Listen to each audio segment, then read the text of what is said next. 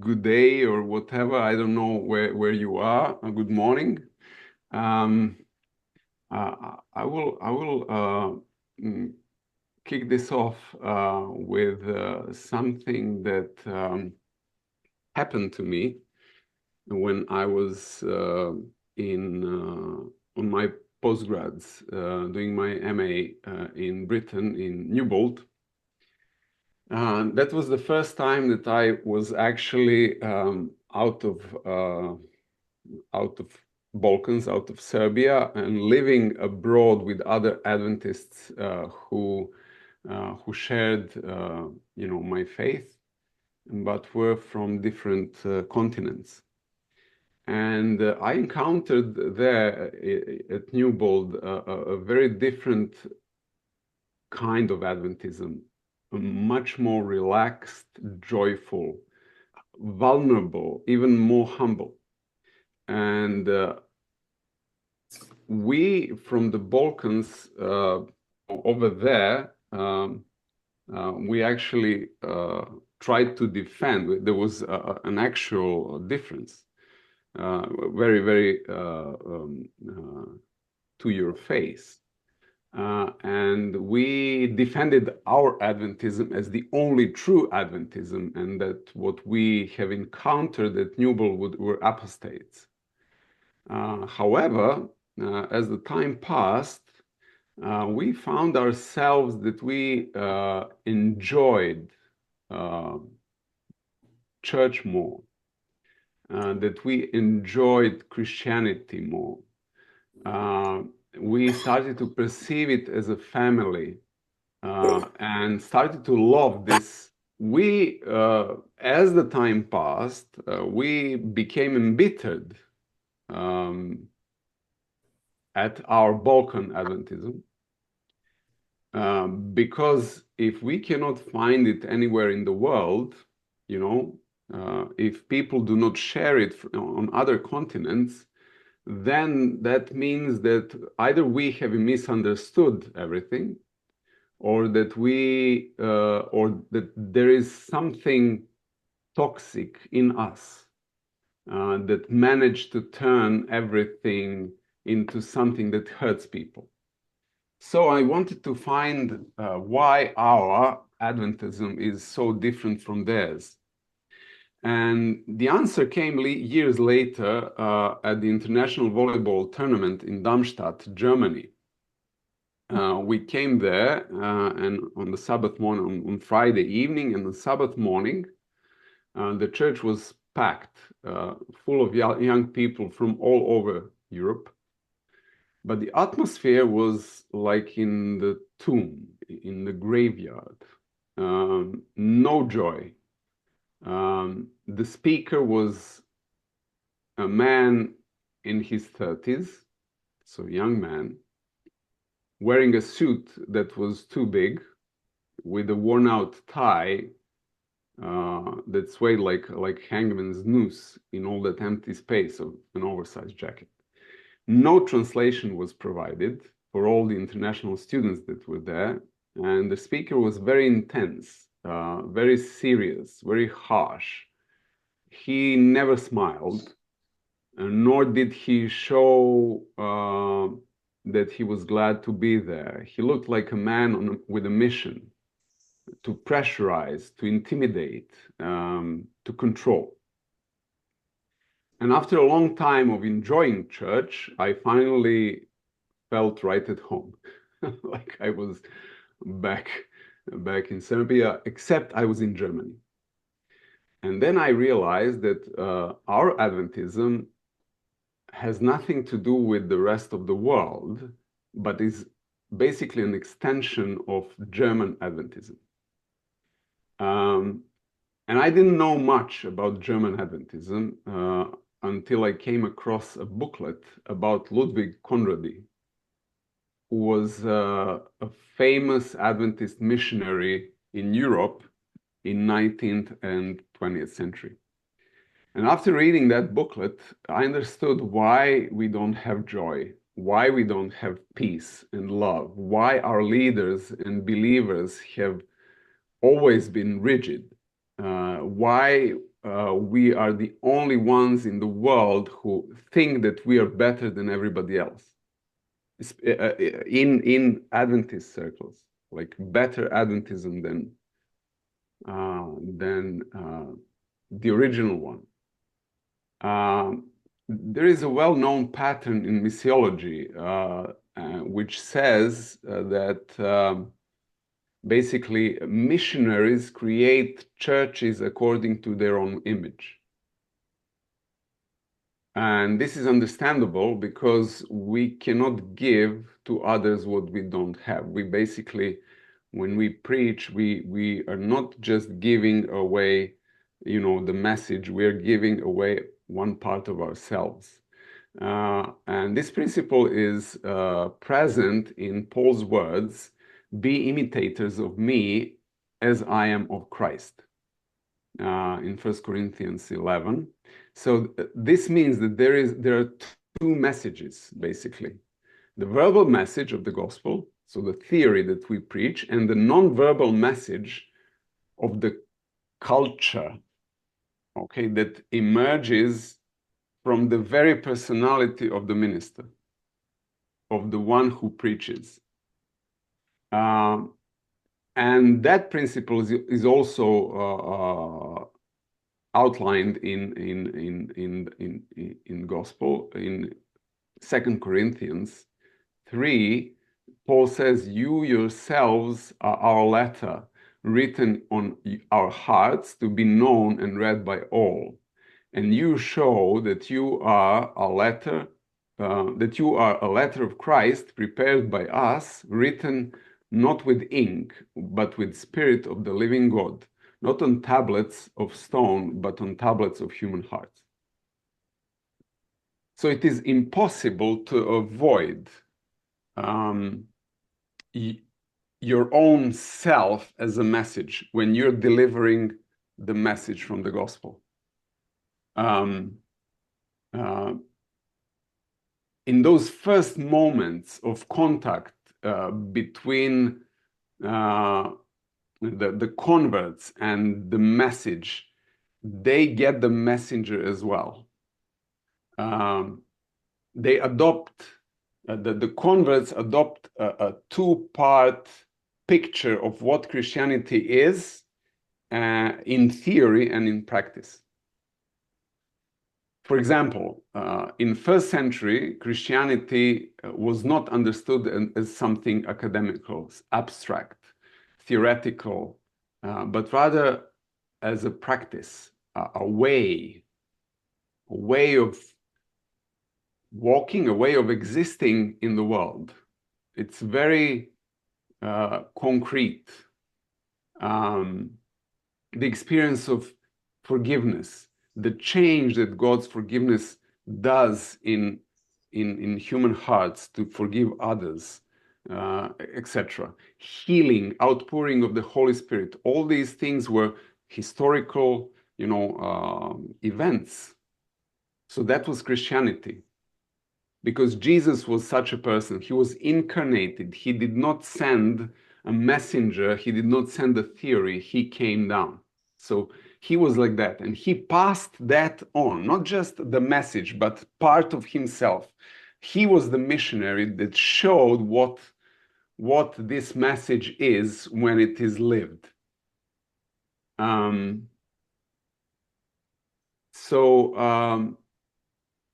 then apostles pass that to others. So there is a saying, like father, like son. No, it's not like son.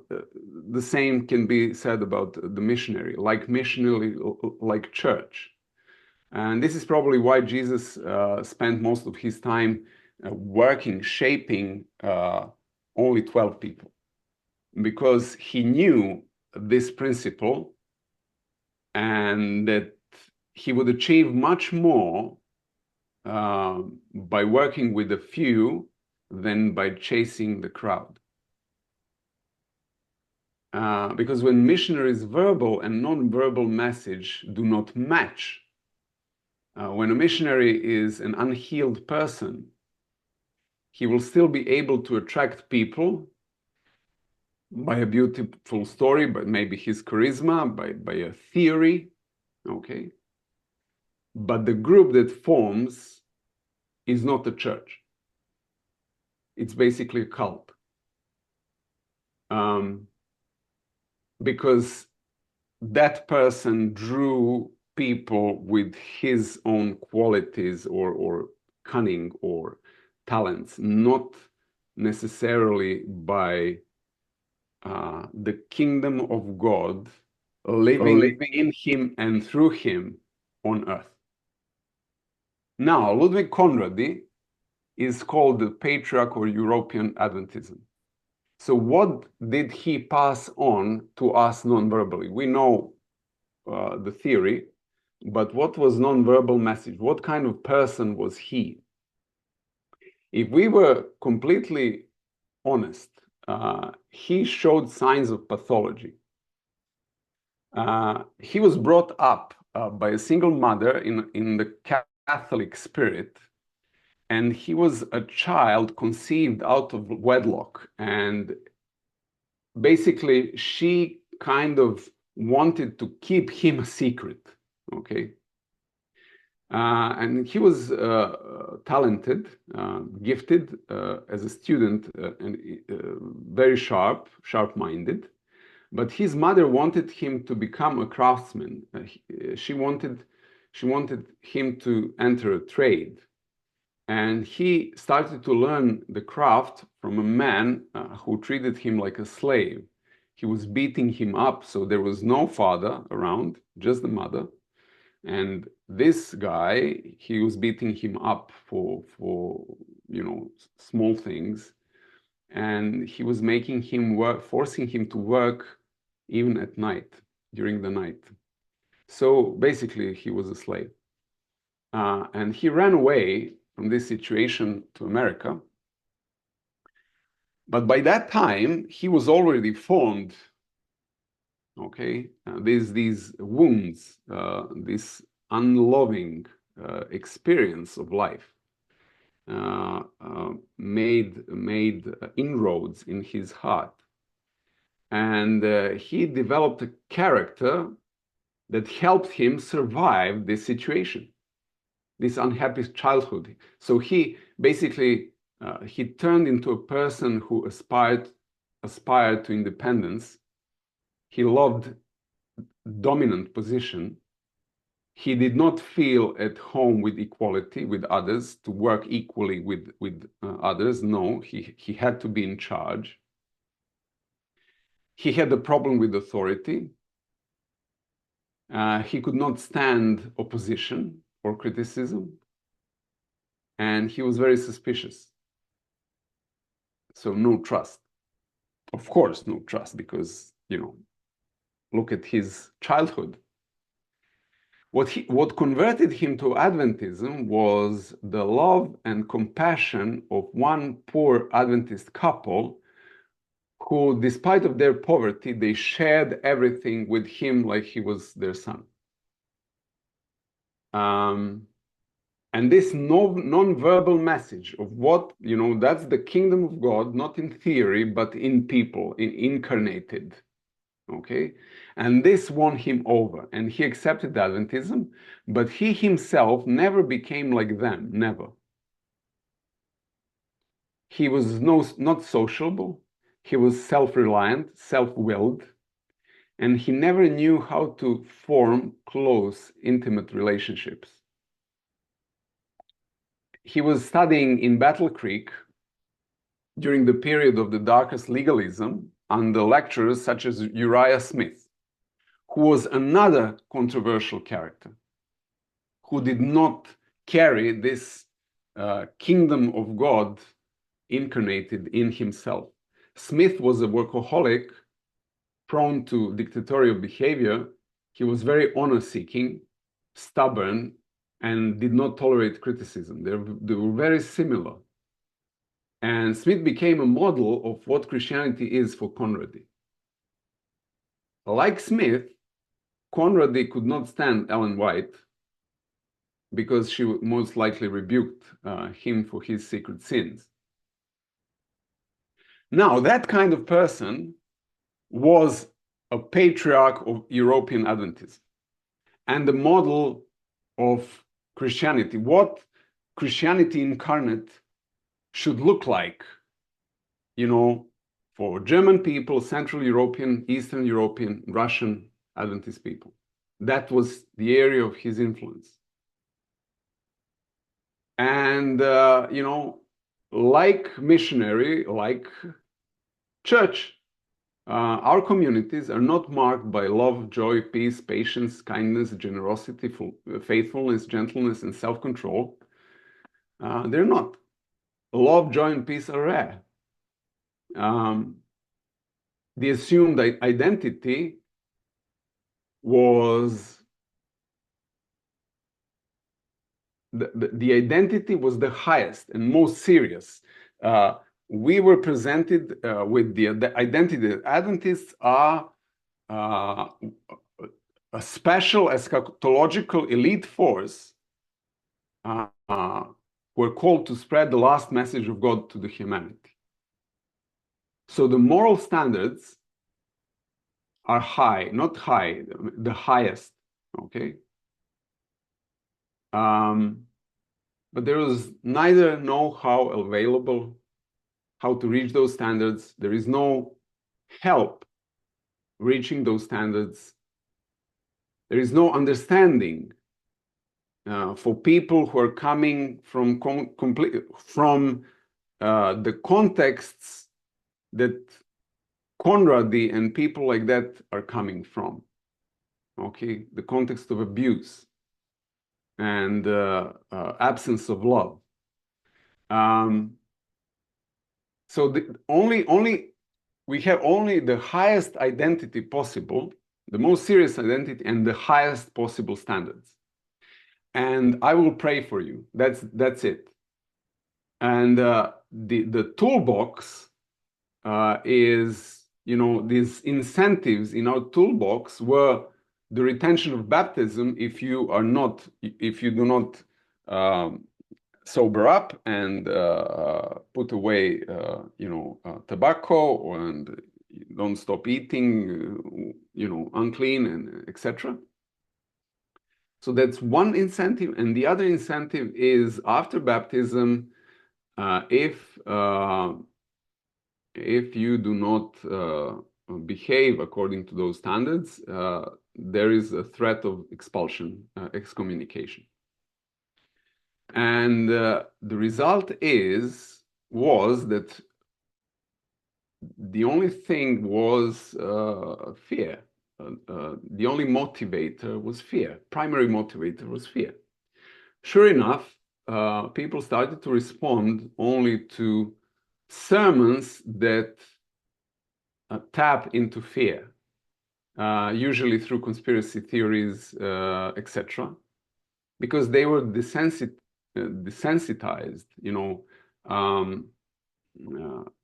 They could not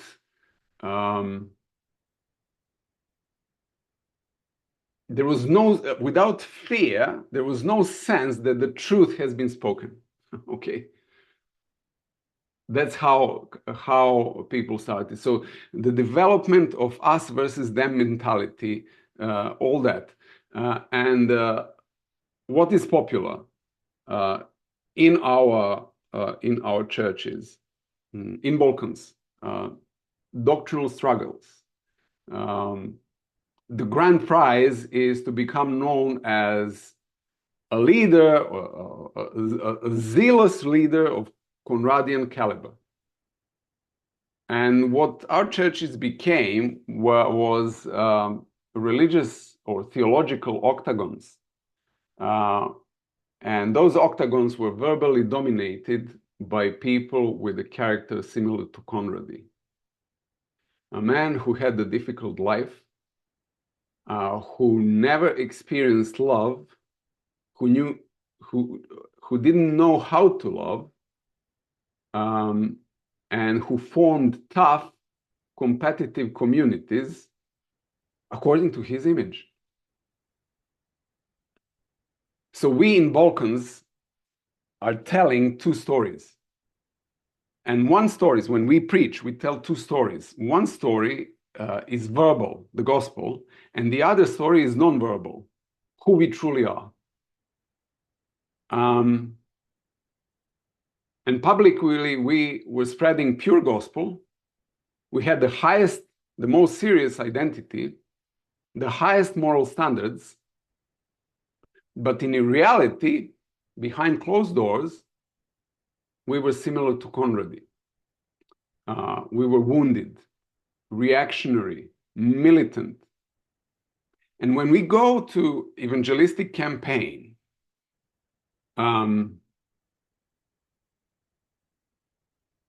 pastors hold seminars to prepare church members to behave when we are about to go public,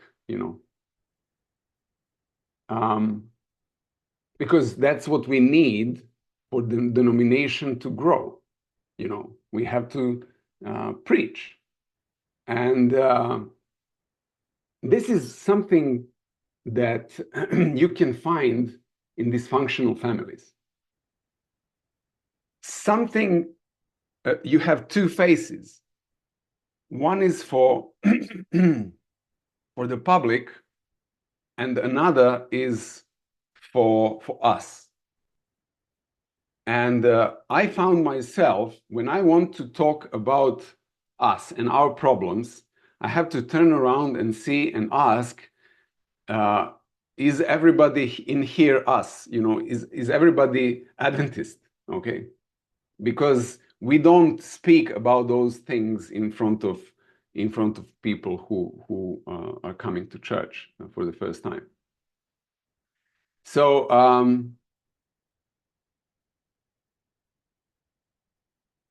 I think that's not only the case with Germany and Balkan Adventism and Eastern Europe. As I said, Uriah Smith was similar. George Butler was the same kind of deal. Alonzo Jones, all of them were all about gospel and the truth behind the pulpit, but in private, when they deal with problems, they were all about unfulfilled ambitions, scheming, and sometimes abuse of power. And that's dysfunctional family. For the public, a presentation of happy family, but when we go home, it's hell. And that hell needs to be kept secret. Okay?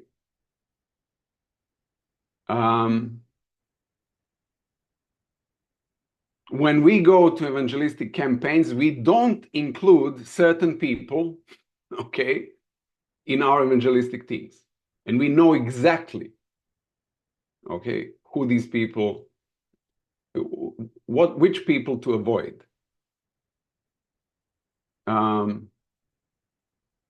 Because you don't want these new converts to face what we are within, okay, among us. Of course, they will eventually get to know this secret, but by then they will already be baptized and part of our dysfunctional family, so, they will struggle with us. So my thesis is that church members develop perfectionism not because of some theological influences, but in order to survive this. In order to survive this higher standards for the public, and then something completely different in private. And people in such, I will now go into analysis of what kind of people, of what kind of characters we develop under these circumstances. And there are 6 mechanisms, and people develop some of them, not necessarily all of them, but you can find which road was yours, which mechanism was your toolbox. So first mechanism is learning how to play games. And people in that kind of environment learn how to play games in order to gain and use the support of people in the position of power, in position of authority. They learn how to develop a pleasant character. They become proficient in winning over administrators, pastors, church elders, academics, or anyone popular on their side. And in such churches, you cannot make it without the help of those kind of people. So that's one. Two, second mechanism is that these people actively try to master their environment.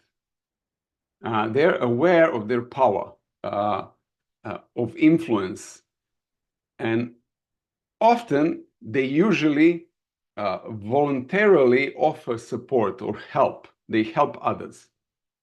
They don't do that out of altruism, out of love. No, that's a survival mechanism learned in order to stay afloat in a dysfunctional church. That's two. Three, third mechanism is they develop a high degree of autonomy. In a dysfunctional church or in dysfunctional environment, one cannot stay neutral for very long.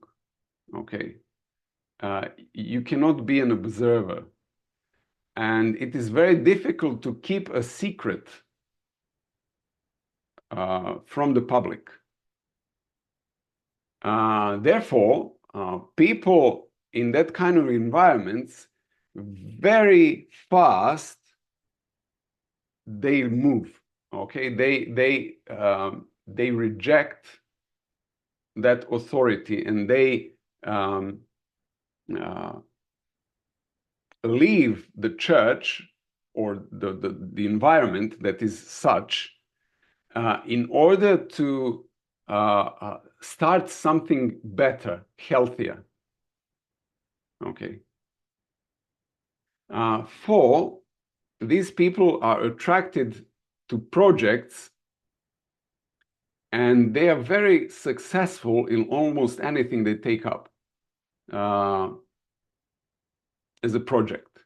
A dysfunctional church will always put talented people down because usually in dysfunctional churches, the most untalented get to the positions of power. So these people, they want to protect themselves and they keep the talent down on the margins. That's basically how they can, continue. Any kind of success for those kind of people who were kept down will be like a painkiller, like a soothing cure. So they will enjoy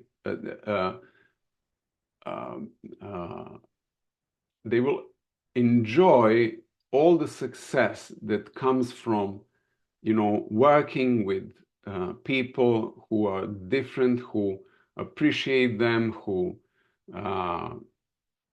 let them spread their wings, etc., etc.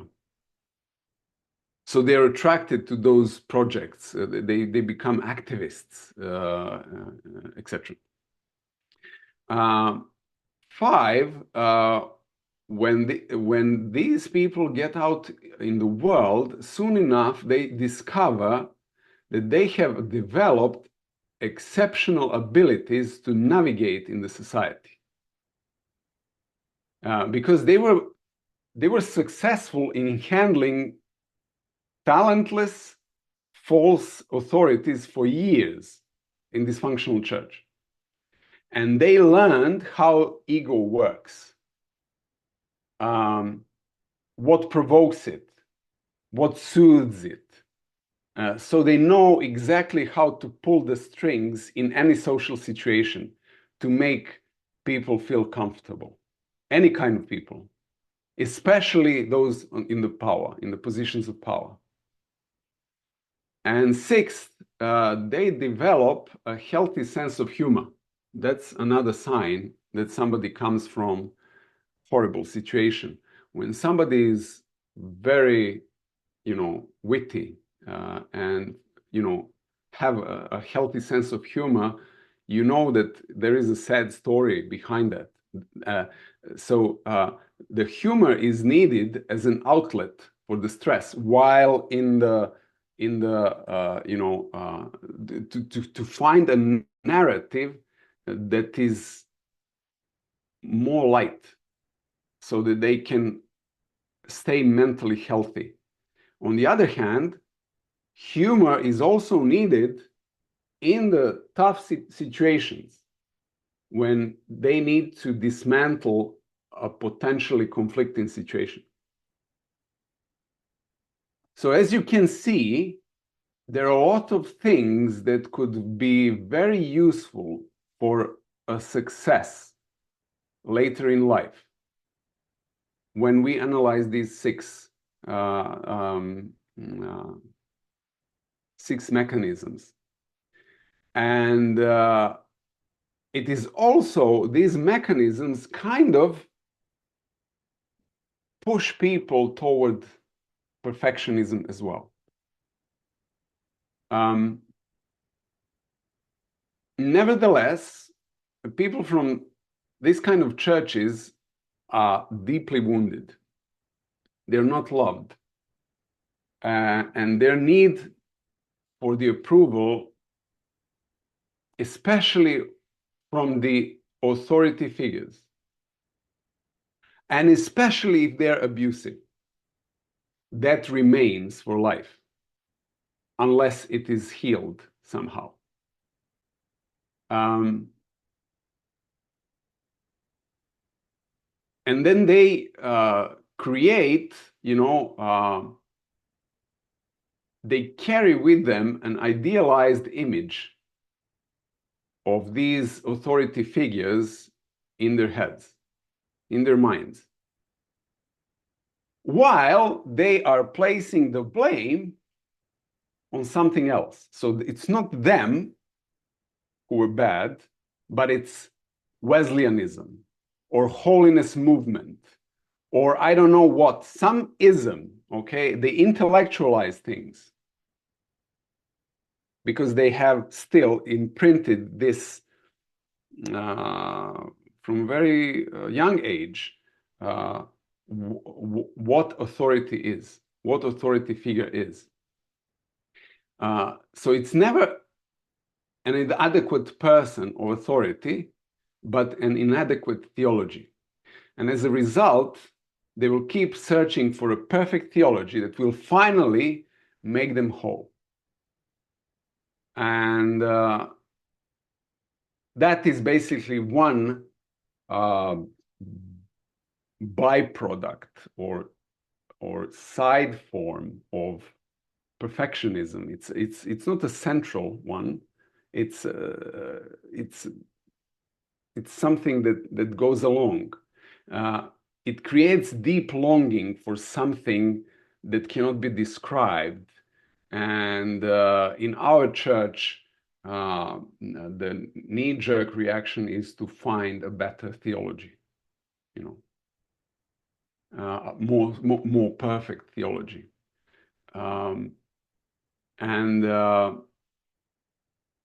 But theology is only theology. It's not something. It's just some kind of opinions. It's not real. And those people are usually stuck, locked in their heads, in their intellectualism, blind even blind to see that love still exists and it's all around them. Opportunities that God in real time is sending them, they don't see that because they're occupied with search for the perfect theology. But the main form of perfectionism comes from the constant desire of these people to be perfect in other people's eyes. If imperfections constantly catch your attention, that is most likely a sign that you have a desire to be perfect in other people's eyes, especially authority figures.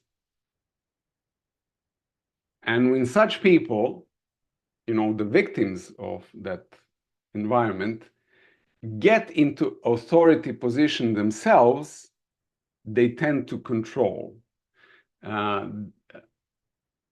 their own perfect facade in their environment. This is not because some doctrines taught them to do so, but it is the part and parcel of this second non-verbal narrative based on personal trauma that we had with people who presented us with the gospel, with the message. The need for validation, especially by an authority figure, is so irresistible that it basically makes them a validation junkies. And some will try to deny this need by rebelling against the authority and making something better. As I said, that was one of the mechanisms.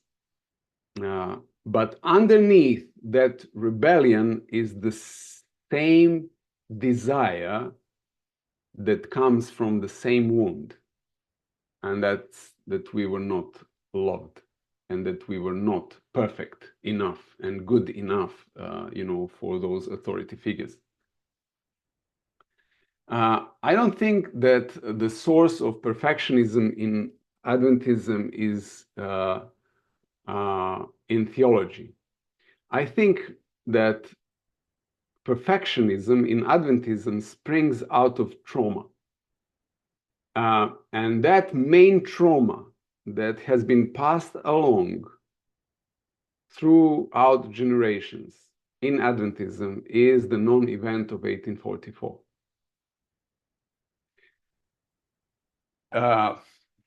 This was a public execution of the Millerite or Adventist identity, early Adventist identity. The very purpose and identity of the entire movement and their hope has been publicly invalidated.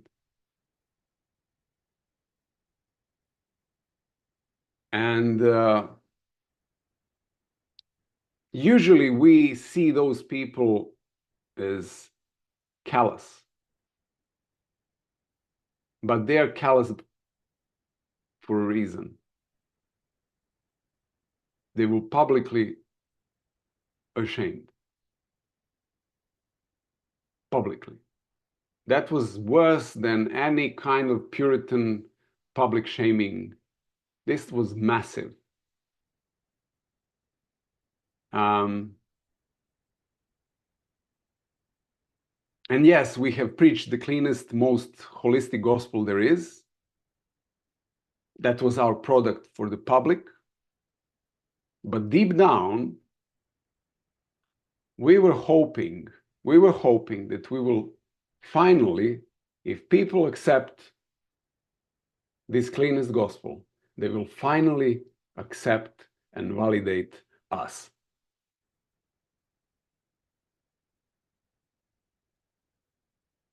We were secretly selling Adventism, not the kingdom of God, out of our wound.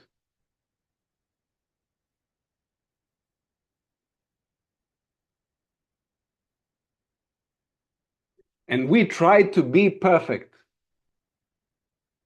in hope that we will finally get this public validation. And that validation has never come, at least not in a satisfactory degree.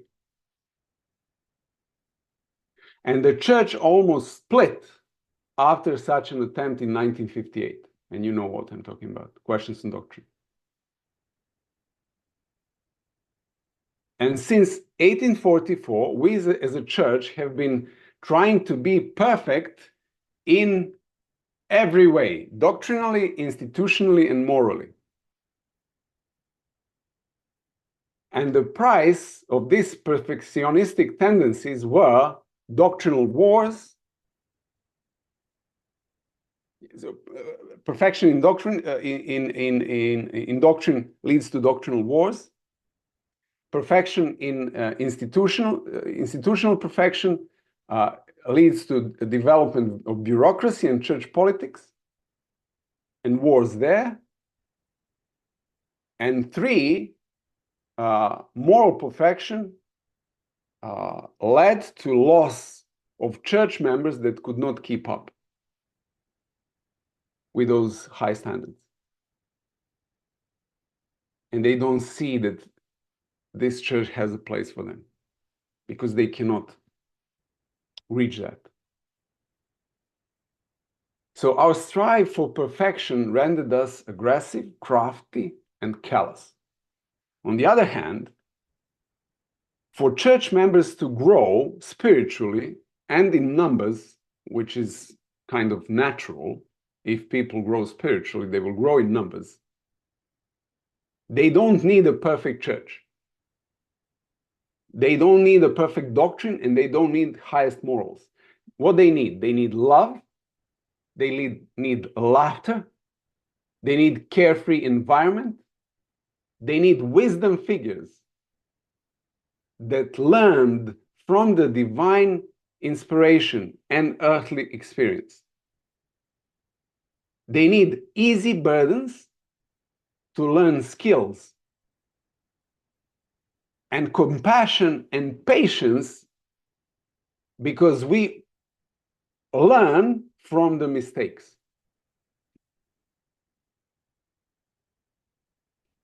But when I describe this, do we have Adventism? Are we loving, humorous, carefree, full of wisdom, carry easy burdens, learn people, teach people skills, have compassion and patience for the erring? No, that's not Adventism anymore. But it is the kingdom of God on earth. Now, perfectionism is not only something negative.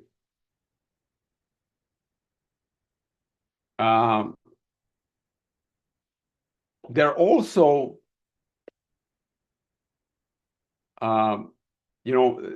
growing up in dysfunctional environment.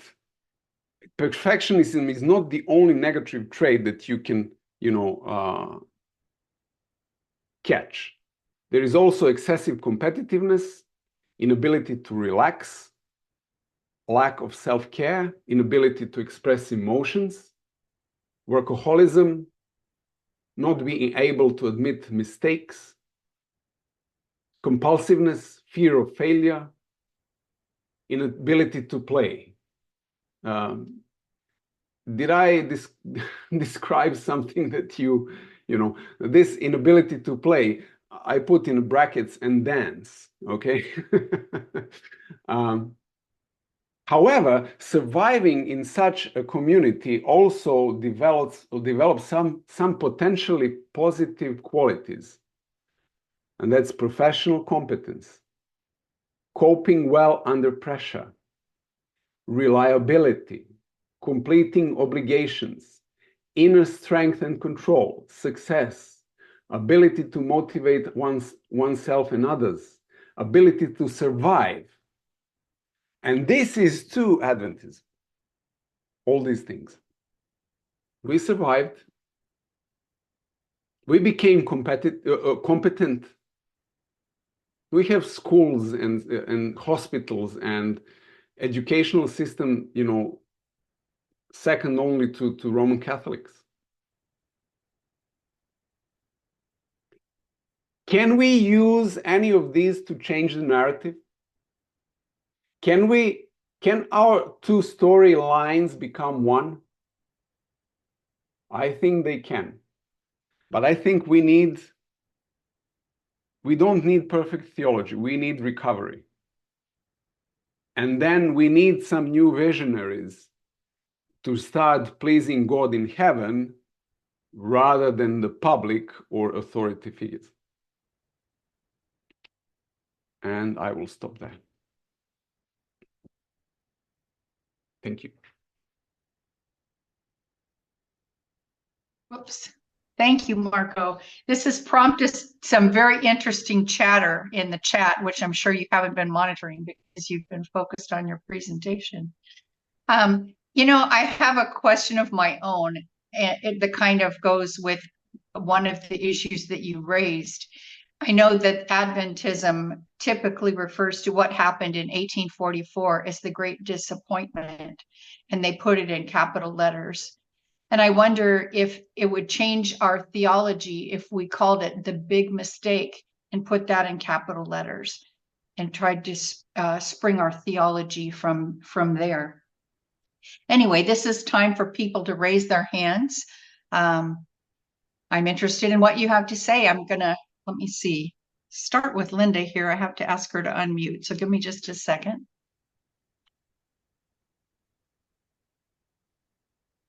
Thanks, Gina. And I apologize, folks, for not being able to put on my video today, but the fact is my professional headshot looks better than I do anyway. Once you get those done, you never do them again because things never improve.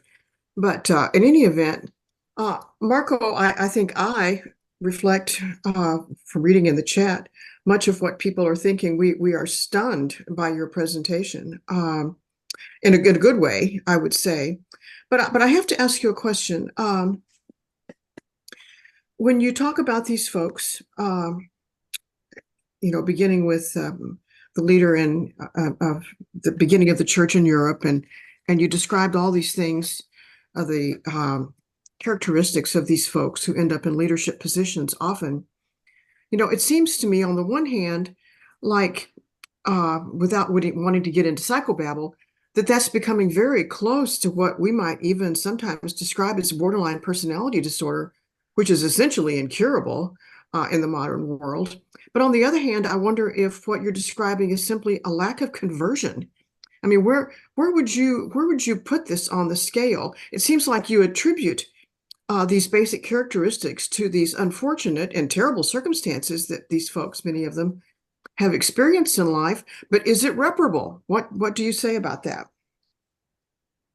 Thank you for the question. Yes, it is to a certain degree, of course. When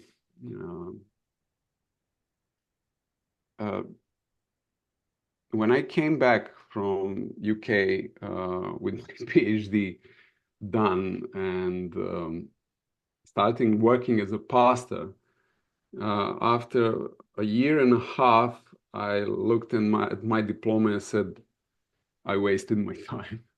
Because these people don't need this. They need care. They need care. They need something different. They need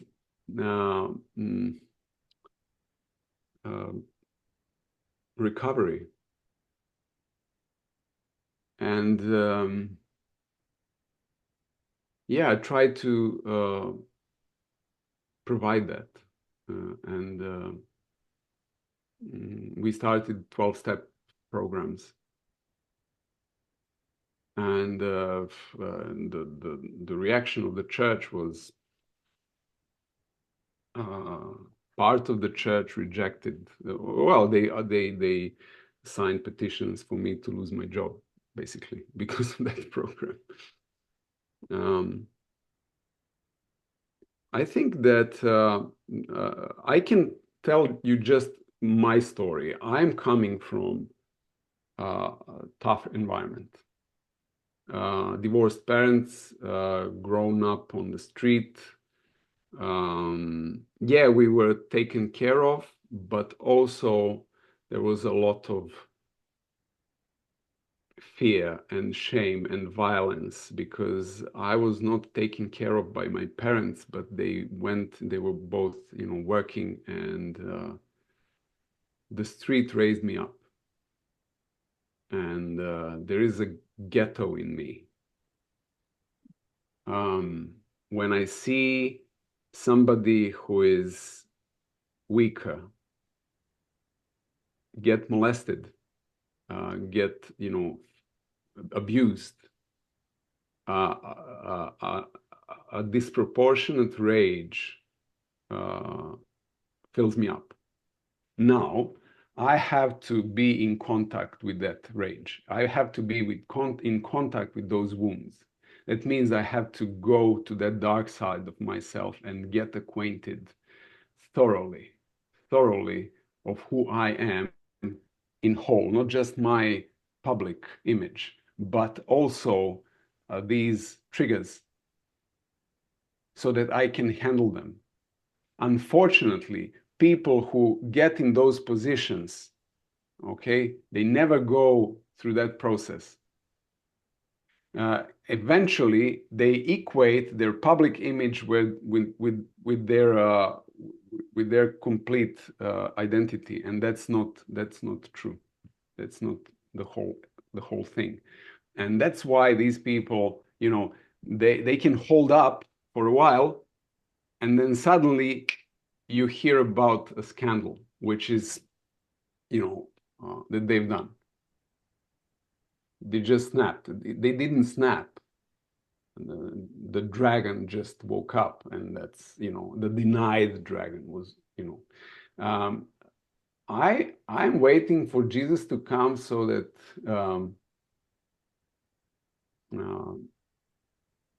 I don't deal with that, with those triggers anymore,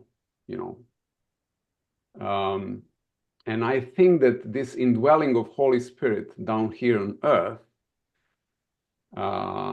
helps a lot. But still, the enemy knows my triggers. And he sends people. And what kind of people? The worst. Those, he knows exactly what goes on my nerve, okay? He sends those who I can just easily kick, okay, in the head. And he said, here is your opportunity. Do it. You will feel better. And I never do that. And I'm carrying this dragon with me. And I don't know if I'm borderline or not, but I don't think so. But still, these wounds are serious, and I have to keep an eye on them because they're mine, and I carry the responsibility for them. So yes, it is, but you cannot be free. You can learn how to live with that, and it will be easier, and it will be, I don't know, after a while, I think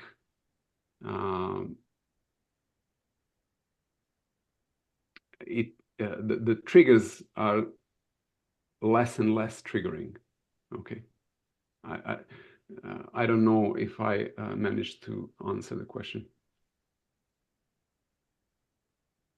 I think you did. I'm going to move on to Lauren. Lauren, go ahead. This was just as good as I expected it would be, Marko. You have always been an excellent teacher, and for you to take theology a bit into the psychosocial realm was very meaningful to me, because that's where I like to study who we are as well. Now, I'm going to say something that makes it sound like this is about me, but I'm only telling this because it agrees with you. The figure I have used for this, and I wrote a piece about this last year, that someone gave me a number of years ago when I was explaining to them about Adventism and the great disappointment. This person turned to me and said, "And you're still disappointed?" And I said, "Yes, we are." And that disappointment just trickles through everything that we are and everything that we have been. And I don't know quite how to reckon with that, Marko. I know that I was fascinated to learn about Conradi, because something that you may not know, I mentioned at the beginning before people were here that my family was part of the big exodus of Germans who had come from Russia, and a lot of them became Seventh-day Adventists in North Dakota. Conradi came through and evangelized those North Dakota Germans.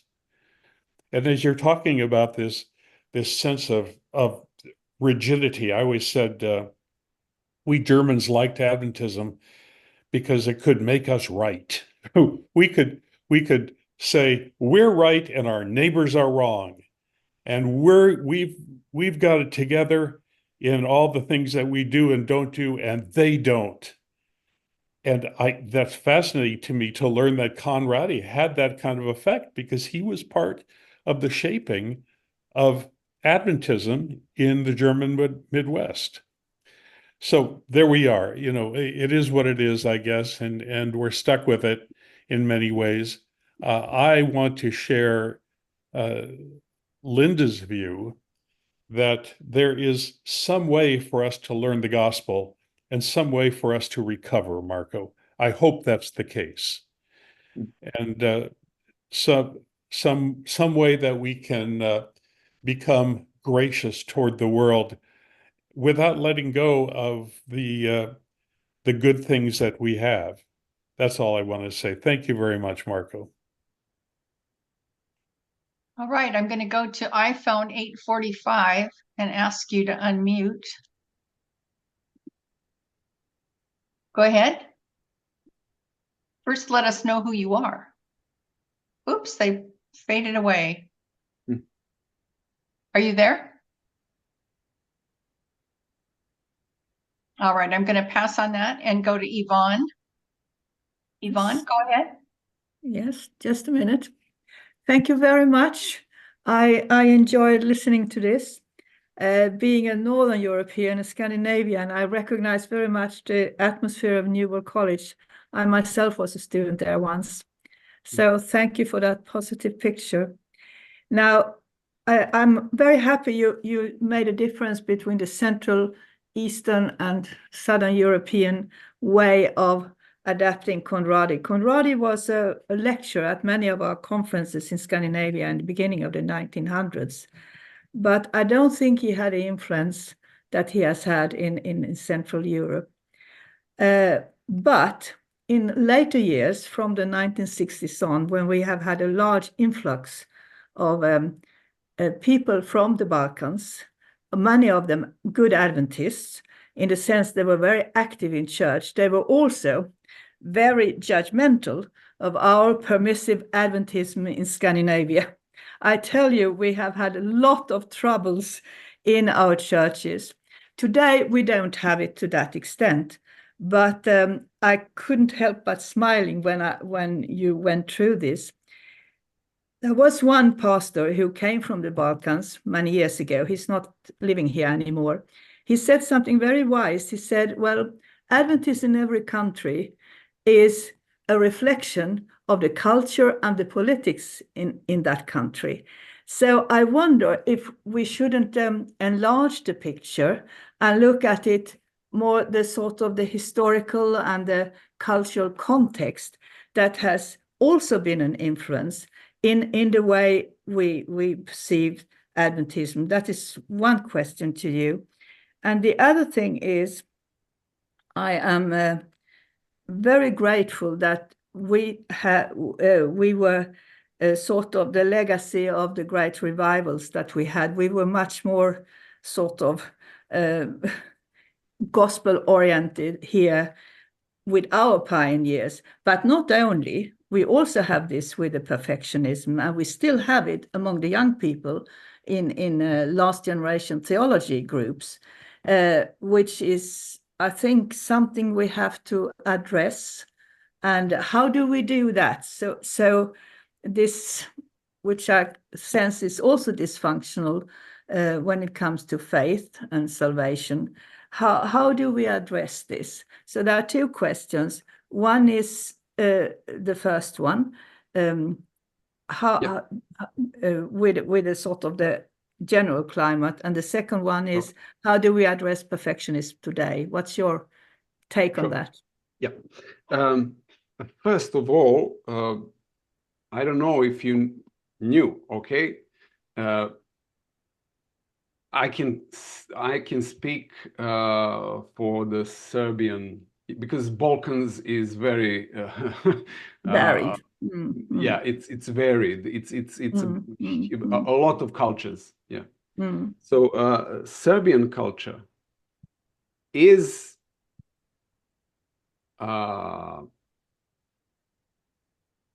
very it is militant, because we were, you know, a lot of wars. It's Balkans, you know, and we are militant in, you know, we like to fight, but morally we are very permissive, laid back, culturally. So it's not only a reflection of cultural background. Adventism changes Serbs and makes them rigid. Well, Conradian Adventism, at least, okay, makes them rigid. I've never been rigid until I became Adventist. Okay, that's first. And second, how to deal with this inherent Adventist strive toward perfection. We need tools. I don't think that our pioneers meant something bad, okay? They were not deliberately abusive with this highest moral standards and, you know, huge burdens put on people's shoulders. I don't think they were, you know, deliberately, you know, abusive. I think they just wanted to keep us from what happened to them, so that their posterity, their sons, daughters, do not go through the disappointment. That's my take. They were not bad people. Okay, they just did not know how to get there. They said, okay, this is what our vision for an Adventist is. Okay, and it's the highest, the brightest vision. Okay, so for me, Adventism is not something that exists, it's a possibility, because not even they could not keep up with this standard. But I think there are tools. We need more spirituality and more spirituality. It's a word that it's not, you know, we need more practical things, how to pray, what repentance means, what kind of thinking is behind the kingdom of God, adopting that kind of new patterns of thinking that will end up in new direction of our will. Okay, the new way of existing in the world. We are not Adventist Church. That's my opinion. Adventist Church does not exist to keep up with, to feed our institutions. No, institutions exist to support this attempt to have the kingdom of God on earth when we get together and we love each other and we are patient with each other and we help each other and we live not by taking, but by giving. The way what I'm now trying to do is to live my life, and after me that, okay, I've given myself here, I've given myself here, I've given myself here. I was not buying anything. There was just stones in history where I gave something to this world. And I'm starting from the church. I try to give the church a different kind of leader. I'm teaching people in the church. The church with the leader with leader is not the church, it's a cult. I don't want to be a leader. I just want to be Marko. And my talent is teaching, and my calling is pastor, but I'm just Marko. And I'm here to give what has been given to me, to pass along. I want to live a life of giving, not judging what my church is and what my church became, but to see even those in authority positions, how can I help them? I mean, I don't know, but I don't want to talk too much about people upstairs, not because of, some fear, but it's not nice. But I want to help them. The problem is that they don't think that they need help. And as Linda said, they might be on the spectrum. That's how much help they need. They might be lost forever because of the model of leadership that they adopted, which actually reflects their wounds or maybe their mental issues. I'm going to thank you, Yvonne. I thought your comments were very insightful. I'm going to jump over Linda McSeal, but you'll be next, and go back to iPhone 845, who I think I cut off earlier. So go ahead. Can you let us know your name, please? My name? Yes. Eduardo. I used to use my iPad. Now I'm using my iPhone.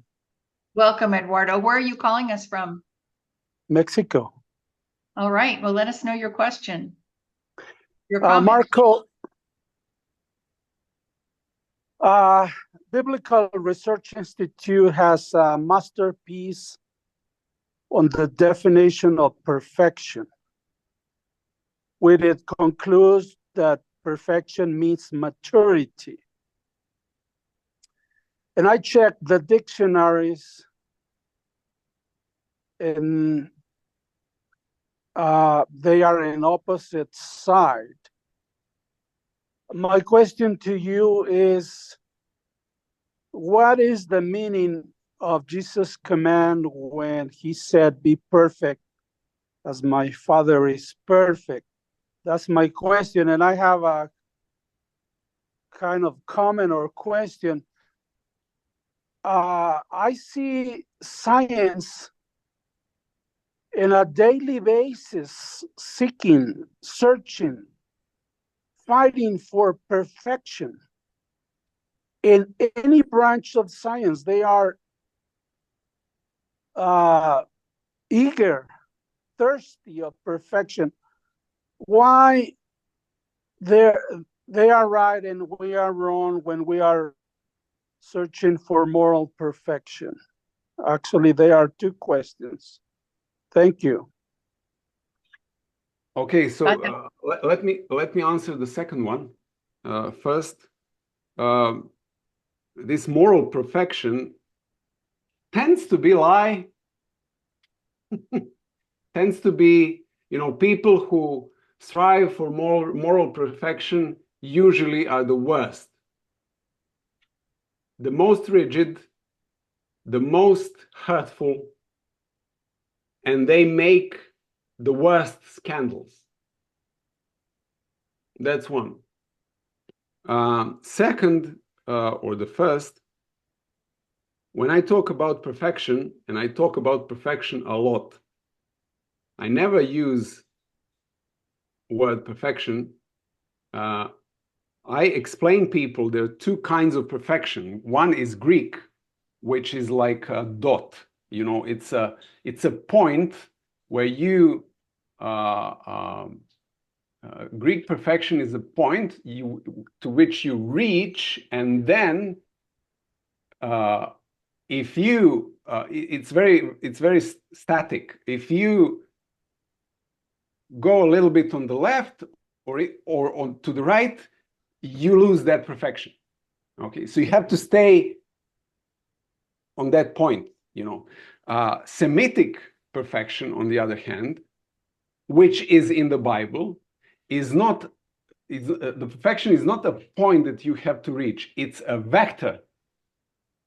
It has a starting point, but then it has it's like a road, like a direction. So you don't reach a point, you assume a perfect direction. Okay? And that's why when I'm talking about perfection, I'm talking about growth in the right direction. And that's how I understand Jesus's words. Be perfect like my Father in heaven is perfect. So if that's perfection, we're all lost. Okay? So he commands us an impossibility. No. You didn't listen. So it's if I have to assume a position of God the Father in order to be perfect, okay, to get on his level, that's never going to happen. That's never going to happen because I'm finite and he's infinite.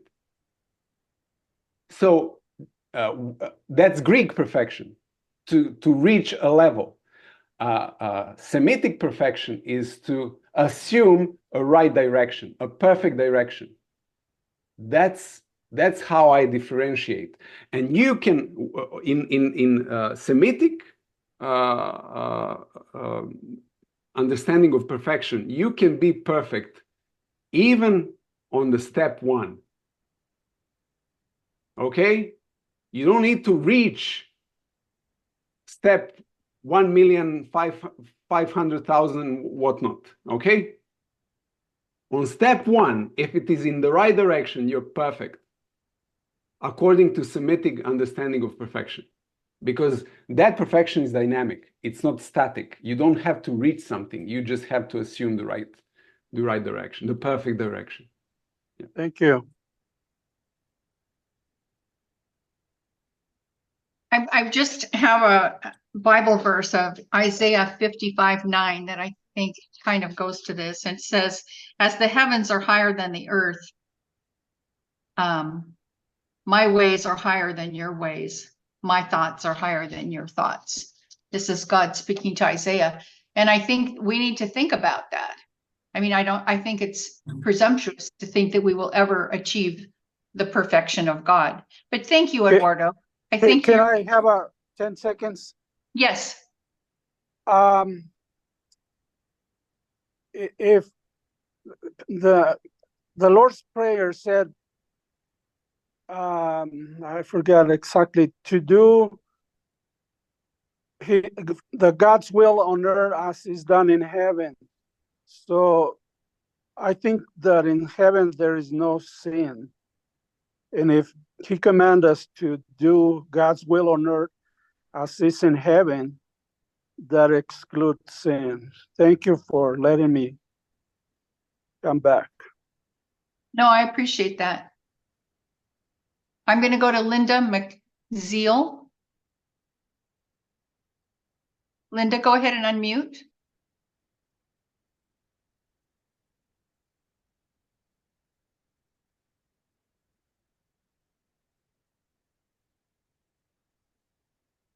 Are you there, Linda? Linda, you can speak now.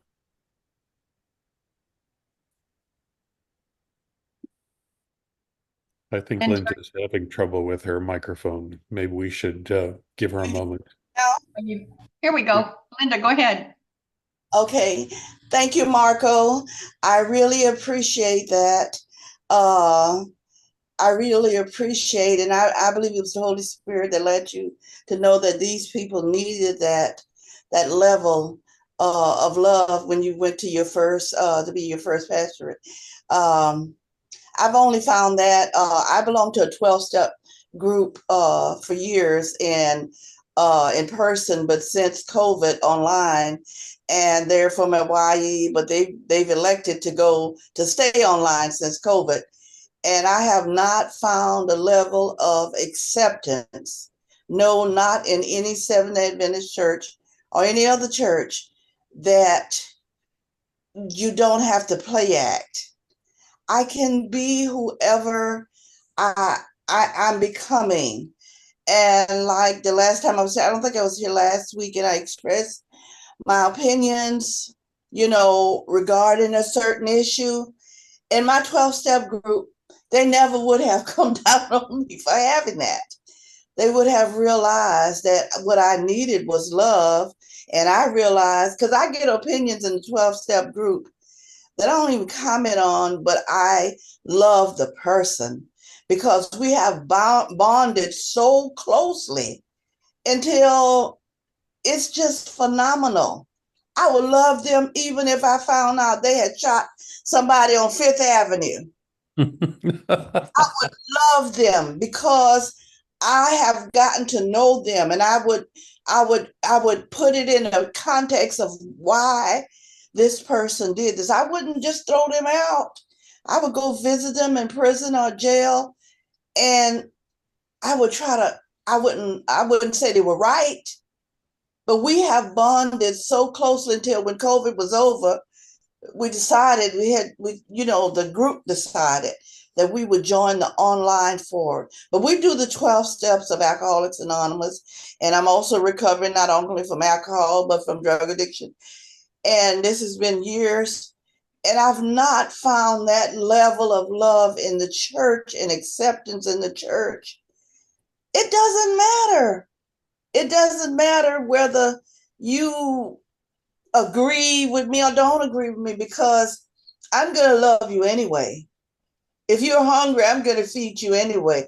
If you need a hug, I'm going to hug you anyway. I'm going to love you anyway, and you can't do nothing about it. You may feel I may feel a certain way. Somebody was, you judging somebody. No, I'm not. This may be the only place I can say, this is the way I feel. Please help me to see. If it's another way to see this, please help me to see this without you judging me. And I felt that from this group, I think it was Saturday before last, that they did come through for this particular group, Adventists Today. And the other question I want to ask, are you on YouTube, or do you have any other books or writings? Because I really like what you're saying. I really like what you're saying. I love it if you were my pastor. Thank you so much. Thank you. Yeah, unfortunately, I'm not. I started a YouTube channel, but it's in Serbian, so I don't know. I have a blog. Before this, I was writing a blog, and from time to time, I'm writing. I'm preparing to write something about original sin. For years now, and it's overdue, but I don't, it's pastoral work. You do not have much time. So unfortunately, yeah, not for English speaking. No, sorry. But I'm just going to put in a plug here for Adventist Today, Linda. If you don't get the magazine, Lauren has, you can go to atoday.org, and there's a place you can click to start getting either electronic or published magazines of Adventist Today. And we have this seminar every week, and you're welcome to join. We enjoy hearing what you have to say. So I hope you'll come back, and I'm hoping you'll find some interesting articles, which we have plenty on the A Today website. I'm going to go to Emmanuel and ask him to unmute. Thank you for your patience. Where are you today, Emmanuel? I am in New York City. Okay. Marko, I enjoy your presentation. It was a long overdue. And I am going to give you a hat. I'm going to look at you as a medical doctor going to the hospital. What are you going to prescribe to the patient? Because I think we have a problem. Somebody talked about 1957 a few minutes ago. Somebody talked about the last generation theology. And somebody said, you have to be perfect at the second coming. If you are not perfect, God will not come with all the psychological problems that it creates. So you are a medical doctor. The church is a hospital. What you do? What do I prescribe? Of course, yeah. I prescribe a completely different culture, church culture, in which we do not get to know only one narrative. We do not get to know only the theory, but we get to know also our stories. What I mean by that, I mean what the previous, I think Linda McZeal was talking about. That kind of freedom to be who we are at the moment, that to be allowed in our churches.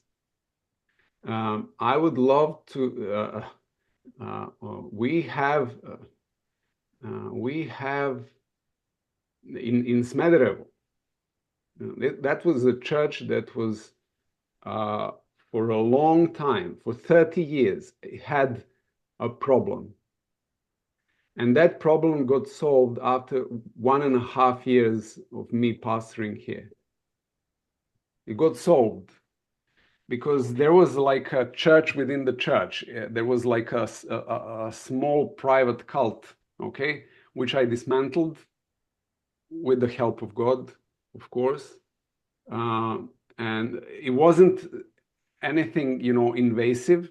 I just said to one person who was like a lieutenant of that main guy, I said, you are the elder of the church. I would love to have my elder to get directions from God rather than somebody else, a human being. And he was stunned. And then he thought about that. And out of that, conversation, he got separated from that guy and became more autonomous. And the church started to flourish. And the way it flourishes is that people are free to have a problem. There is a woman that she's baptized and she still has problem with cigarettes, and I don't pressurize her because it's God's temple. It's not my responsibility, and she knows that. And she has this burden, but not from the church, but that's the burden that comes from above. And God knows how to deal with that and what time he will free her from that. That's not something that, you know, I take to the board. No. Okay. We have a guy who is coming. He's possessed by a demon. From time to time, the demon speaks out of him, and he's part of the, you know, he asked to be expelled. We said, we don't want to expel you. And he said, no, I want to be expelled. And then we expelled him on his wishes. But we didn't chase him. We didn't excommunicate him. We just tried to love him and to allow him to, you know, keep coming, you know, to stay in touch with the only source, you know, the only congregation that will understand him and walk with him. You know, if he, you know, goes to the hospital, they will pump him with drugs. That's like a prison for them. You know, chemical prison. So, you know, Adventists have to get rid of this image of perfection. Okay? Because that image is sick. It's not God-given image. It's not something that is from above. It's false. It's a lie that we're telling to the world. And the world in 21st century can see through that. So we, you know, I think the time is ripe because the world allows us to be imperfect. So we should take that chance. In 19th century, that was not the case. Today, people do, in 19th century, if you're not perfect, if you're not, you know, people will not listen to you. Now, people will not listen to you if they do not see your flaws. And Adventist flaws are not really ugly. I think we're underneath what we are ashamed of. That's the most beautiful thing about us. Even, let me go back to 1844. Yes, it was a disappointment. But the way these people handled that, how they turned around, it's only a testimony of how real their faith was. And that's something that is worth telling to the world.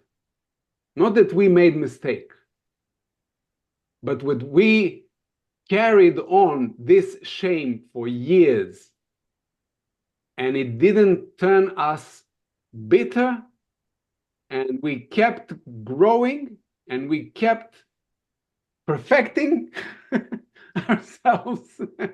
We did not lose the goodwill. That's huge story, I think. Does that answer your question, Emmanuel? Yes, I have just a following up question. Go ahead. How this model will be received to the church leadership, by the church leadership? No. It's the same thing. You're a doctor, we're in hospital, what do you prescribe? I prescribe, okay, take your clothes off. You know, that's what that's what doctors say when you get into their office. Take your clothes off. Okay? Leaders are not taking their clothes off, not in a million years. I don't see that. They will not even be examined. They want to be re-elected, not examined. Thank you. I think that's very interesting. Ed, I'm going to go to you. Ed. Yes, thank you for addressing this topic about dysfunctionality in the church.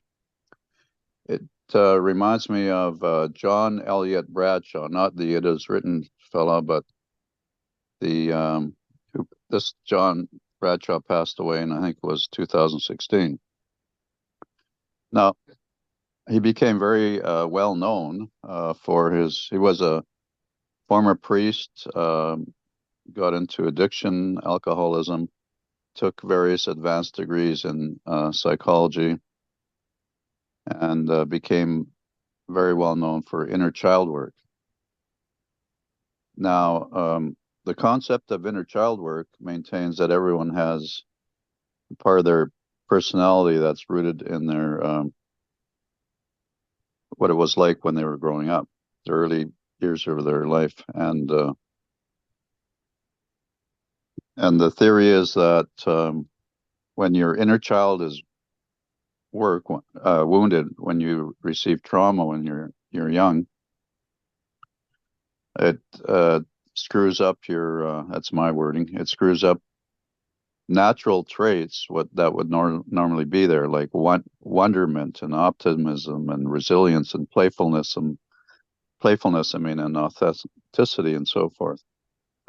So John Bradshaw, he said, if you have wounded inner child effects, that can contribute to things like codependency, violent behavior, narcissism, trust difficulties, difficulty in managing emotions. And so he became famous. He hosted many PBS shows. He was interviewed 800 times or something on different shows, like, across the United States, mainly, and around the world. He wrote for magazines, hundreds of them.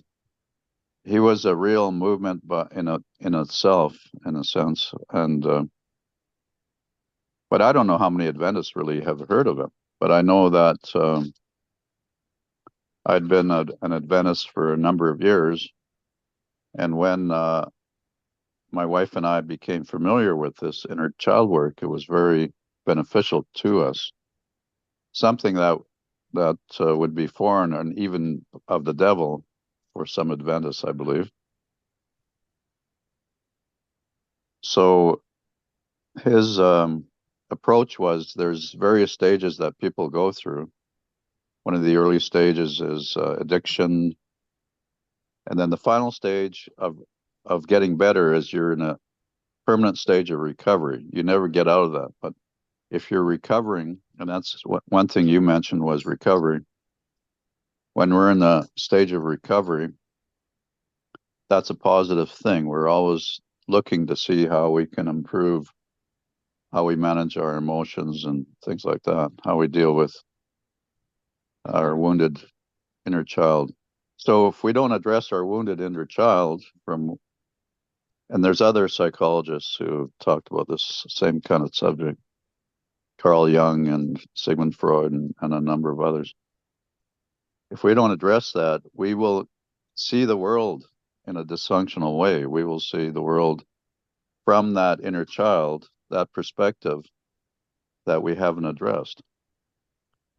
Now, the Adventist Church, Linda Nottingham, I think, talked about the spectrum, Asperger's or whatever, I guess. And I don't know if she meant that people who become Adventists, I'm not trying to put words in her mouth, but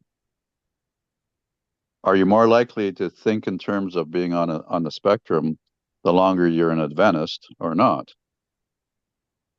Anyways, just something to throw out there. Yeah. And the Adventist Church, sorry? So this is his probably the most famous book, Healing the Shame That Binds You. Yes, yeah. John Bradshaw. Yeah. It would be interesting if we did some kind of, I don't know, you cannot have that study really, but to look at 1888 from the perspective of wounding an inner child of first Adventists. That's the most that's the crucial, that's the pivotal moment. And being all adult about that doesn't help. Being, when I say all adult, means, well, let us state or admit that we were wrong. No, that doesn't, it won't heal what happened there. I think we have to deal with the shame that we carry as Adventists still, and how we deal with that shame, because that's why we're closed. That's why we are not out there. That's why we are insecure when we talk with people from other denominations that didn't have that problem as us. But also that wound, and that's what I realized while writing my PhD, gave us an opportunity that no one had, and that's to change the paradigm, Christian paradigm, completely, and get rid of all the Greek thought and base our theology solely on Semitic ideas. That's what Adventist genius is when it comes to theology, that we are not Greek-based understanding, but we learned philosophy and metaphysics from the Bible. That means from Semitic mind. And that's why we are different. Not because of Sabbath, but because of the way we read the Bible. We are the only denomination that reads the Bible, reads the New Testament from the perspective of old. And that's how apostles and Jesus understood the world. I appreciate that Perspective of comment. Old Testament. Yeah. I think it's interesting to think of Jesus as a Jewish person who celebrated all the Jewish holidays and lived in that environment. I'm trying to focus on that more because I think it gives us more depth of understanding. I'm going to go to Ray and Bobby. You've raised your hand, and I think you've unmuted, so go ahead.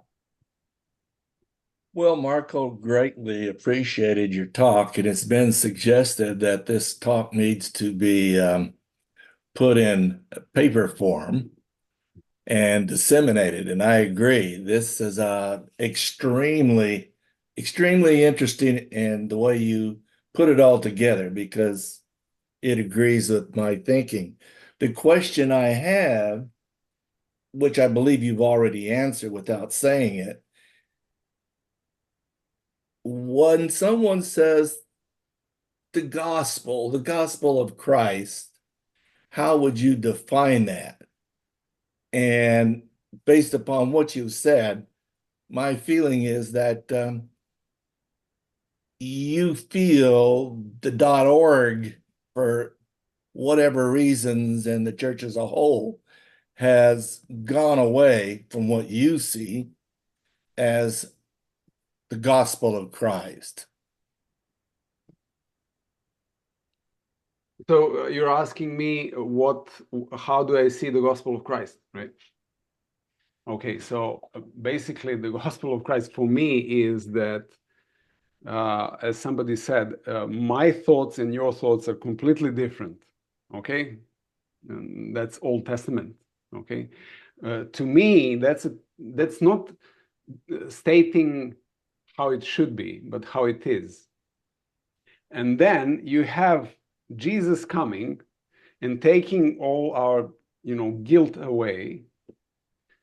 And basically he bridge the gap so that we can walk over that bridge and get closer to God and his way of thinking and his way of existing in the universe. And the way God exists is he's constantly giving.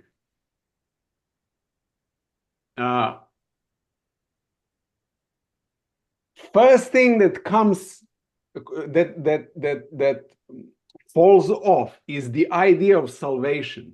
Salvation is something that you get, okay? You get the life everlasting, okay? In the concept of salvation. I don't use the concept of salvation. For me, gospel is not concept of salvation. For me, gospel is a turnaround in the way we exist so that we use the eternal life in order to give, in order to be fruitful, to love other people, to give to earth, to give to God, to give all the time without end, to become creative. That's gospel for me. We got life everlasting as a gift so that we can use it for giving, okay? That's, I don't know, that's perhaps something completely different from what you have. I don't use that language anymore, the theological language anymore. I'm kind of sick of it, you know. I did a PhD, you know, and this stuff is boring. I tell you, what is not boring is creativeness. What is not boring is when I see people after my sermons coming next Sabbath and pulling out a bag of candies. And when the offering plate goes, the plate with candies goes as well after it. Because people want to give. And I'm telling you, don't come to church to get something or to buy something. You come to church to gift something, to leave something. Not to buy, not to do your duty so that somebody else will, okay, you're a good boy, you're a good girl, go to heaven. No, you already got the life everlasting. Use it to give. To stop being selfish. Stop, being concerned only about your hide. I don't know. Maybe it's too harsh, but perfectionism and all. No, you're right on. Okay, I have a comment that when you first started your presentation, you talked about the 6 things, and I tried to find myself in those like you had suggested, and I really couldn't. It was this idea of be ye perfect as your Father in heaven is perfect that was presented in my church when I was a child growing up. And I thought and pondered and tried to figure out how that was going to work, and I figured that I never could. So for me, I kind of withdrew from trying to be part of the church. I believed most of what was being taught, and I just saw myself as, I don't know, a seat warmer, I guess. And I just love the way you have presented that perfection is perfect on the first step. So I really, really thank you for that. But may I just propose that there is one thing that you have developed from those 6, and that's high degree of autonomy. Probably. You withdrew. Yeah, you withdrew. That was mature. Oh. Nobody taught you that. You did that to survive. Yep. In order to survive. So, how old were you when you did that? Oh, I don't know. Maybe 10, 11. Huh. What the heck? So you basically, what you did basically was these people who are authorities to me as 11-year-old, they do not speak truth. That's what you said, actually. Huh, didn't realize that. Yeah. In order to survive, you had to actually say no. In your head, in your mind, you said, no, that's not, that's not possible. Although he's telling me it is, actually, I think it's not. True. Yeah. So that's autonomy. Okay. In 10, 11 years old, autonomy.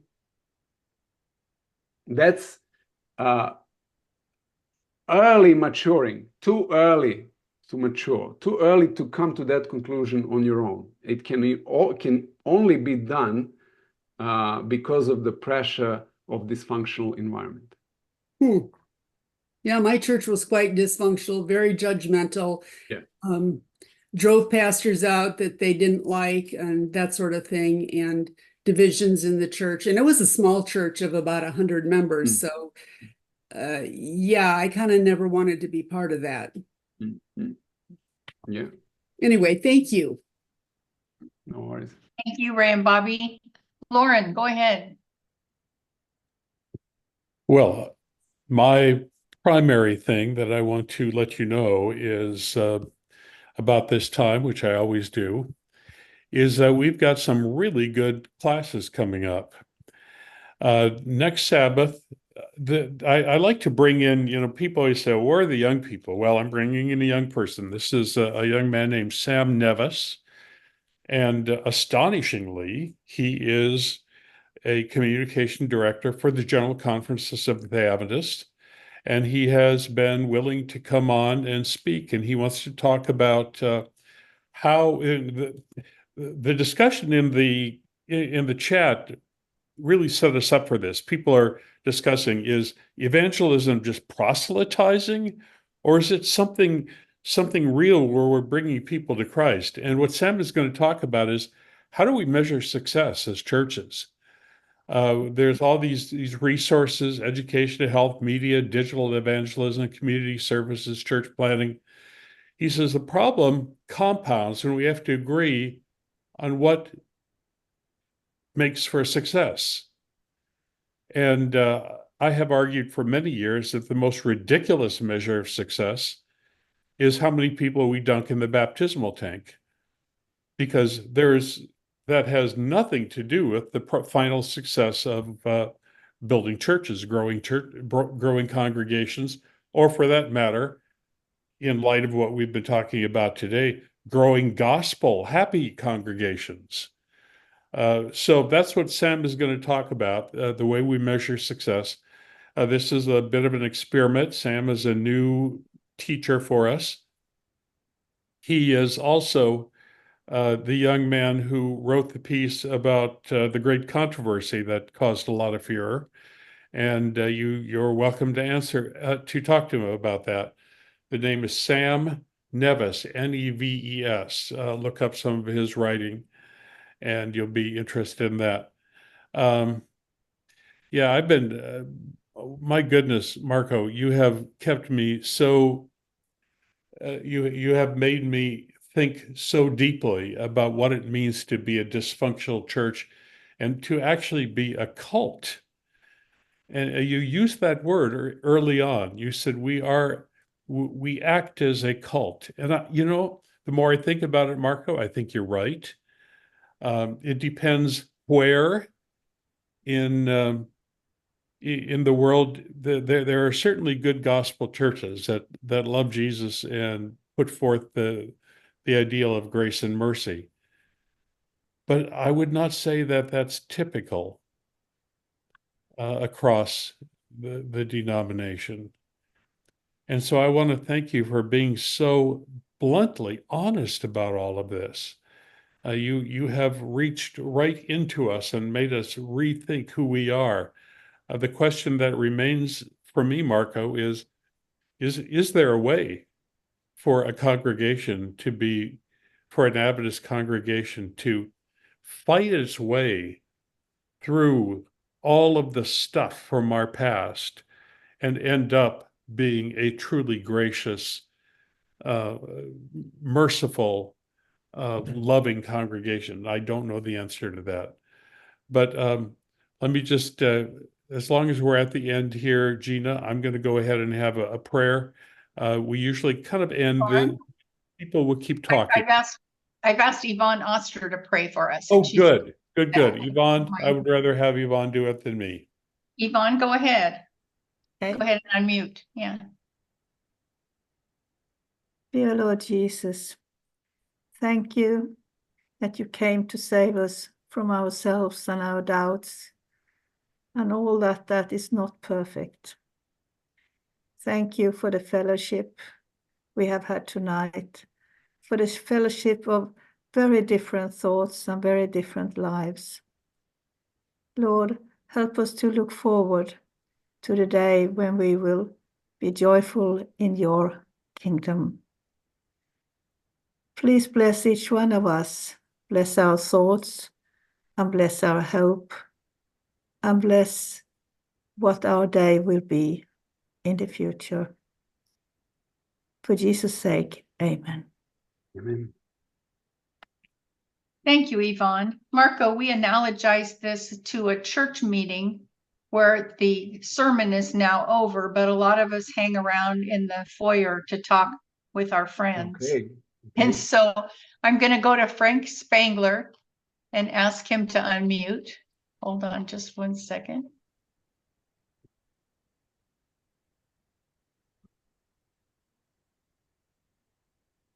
Okay, Frank, go ahead. Yes. Thank you for your patience. I just want to express, first of all, my appreciation for your perspective. I have never thought of it in this way. I've always considered it to be more of a misunderstanding of theology. Probably I come to, or had that because of examining my own journey when I was a younger man. I kind of fell in with this idea of perfection and what would now be considered last day theology. And as I kind of analyze how I came and fell into that, it was more from the books that I read, from the small groups that I attended, and then the authority figures, I guess, that I listened to and fellowshipped with. So this is a totally new perspective. I appreciate it. And I guess my question is it people who have had a difficult childhood, abuse and that type of thing, that are attracted to this? Or can it be anybody that is following somebody who has had that abuse in their background in childhood, and they just kind of fall in behind them and start listening to them? And is it the authors of the books that I read that had the bad childhood? Or is it only, I guess maybe, is it only people that have had that childhood that are more susceptible or attracted to this type of theology and philosophy? Okay, thank you. It's a great question. And I was hoping somebody would raise it. Basically, wounded people write wounded theologies. And wounded people find those theologies to speak to them. And they, the subjective feeling is that it's the truth from above, but it's not. It's actually playing on this, scratching the wounds. Okay, it's familiar, and when it's familiar, they think it's truth, and that the Holy Spirit is, convincing them. But it's nothing about that. It's basically somebody found their wound and they are playing with it. And not necessarily the speaker. We know that there is this other side in spiritual realm who likes to play with that. So the more healthy somebody is, spiritually recovered, he will find healthier, deeper, more mature theologies appealing. And then, as the process goes on, you will not need theologies or other people to hear the word of God. But your intuition and your inner world will be so attuned that the communication would be, free. So, and at that position, you will attend that ideal, which says that theology does not produce the experience with God, but it's the other way around. The experience with God produces theology. And some theologies are not experiences with God. Some theologies are just projections of abusive authorities to God, and then, experiencing that now with God, not trusting that he's loving and, but trusting that he's, has very short fuse, like an alcoholic father or whatever. And then writing theology from that wound. And it will be appealing to a lot of people who are not converted, in terms of they've never actually met God in reality. They never experienced his goodness, love, and mercy, and how big his heart is.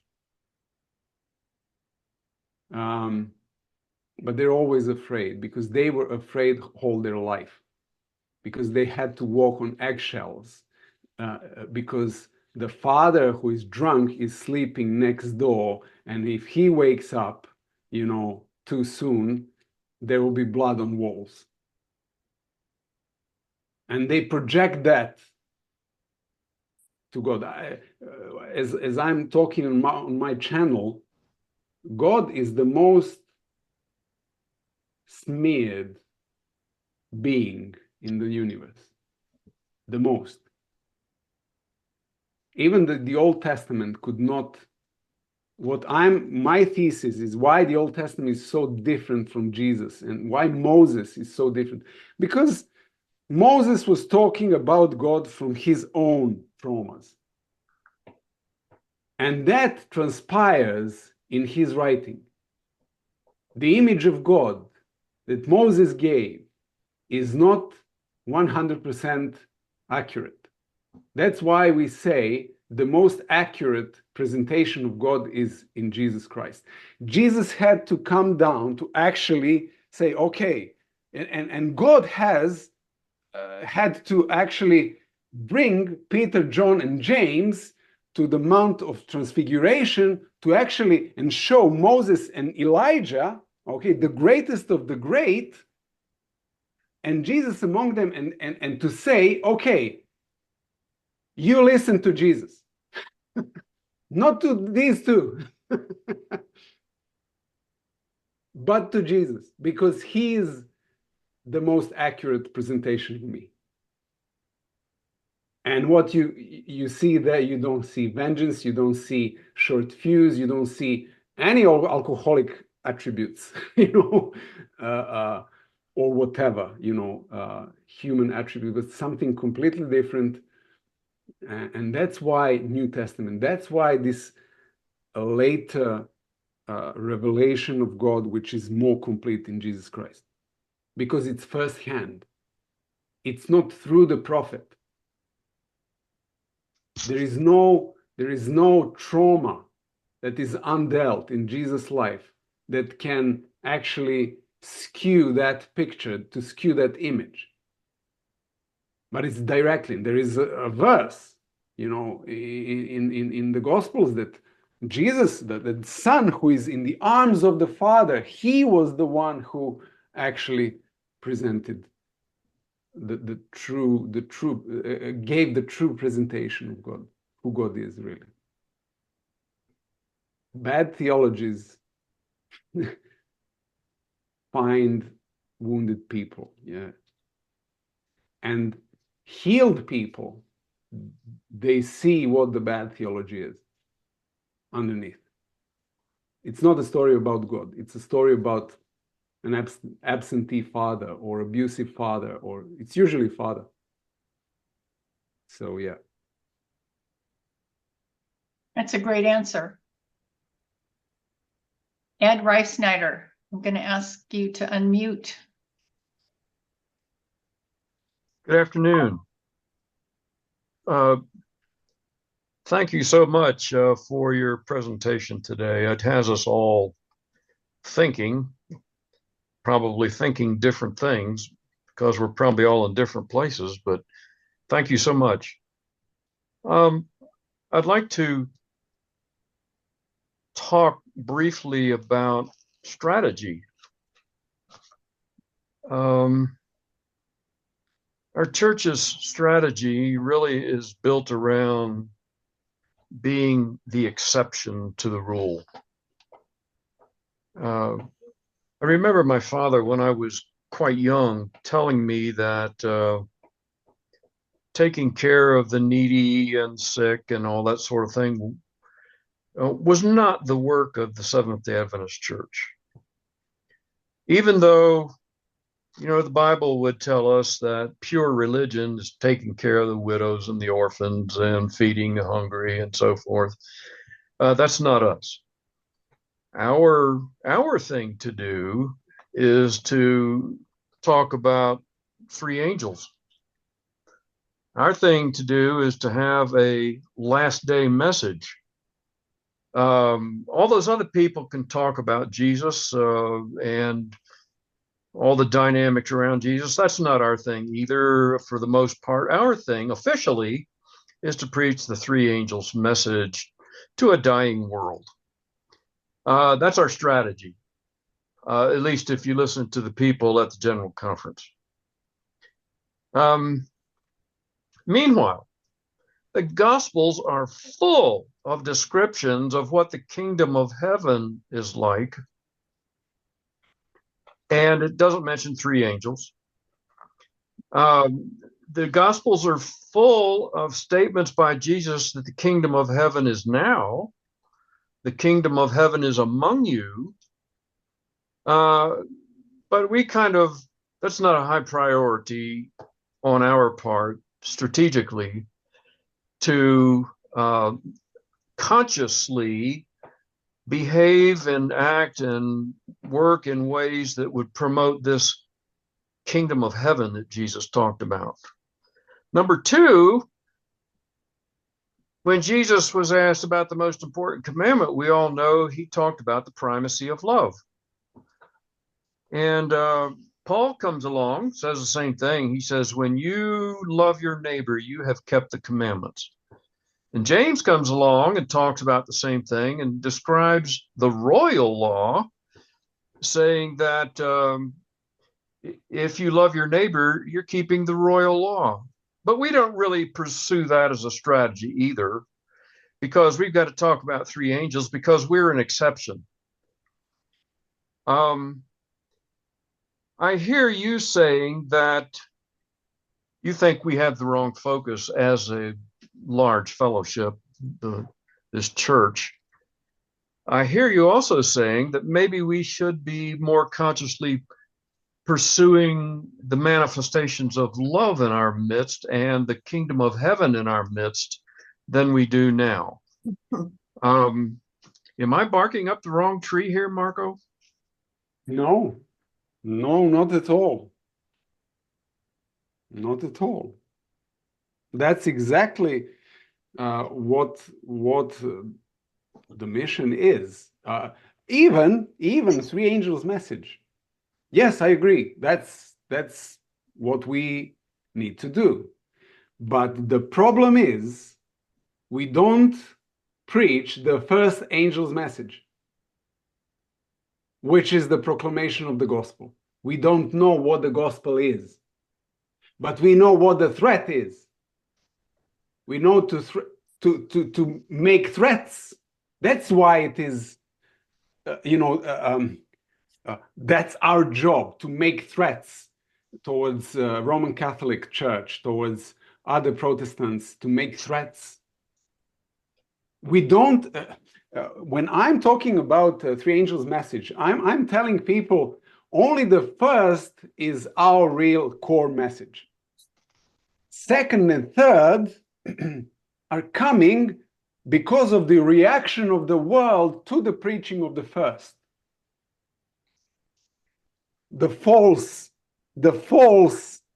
gospel, the gospel of government and religion and economy controlling people into a Pax Romana or Pax Americana. Do you follow me? That's not the gospel. The gospel is that people will get to the point that they will willingly love another, willingly contribute, willingly be creative.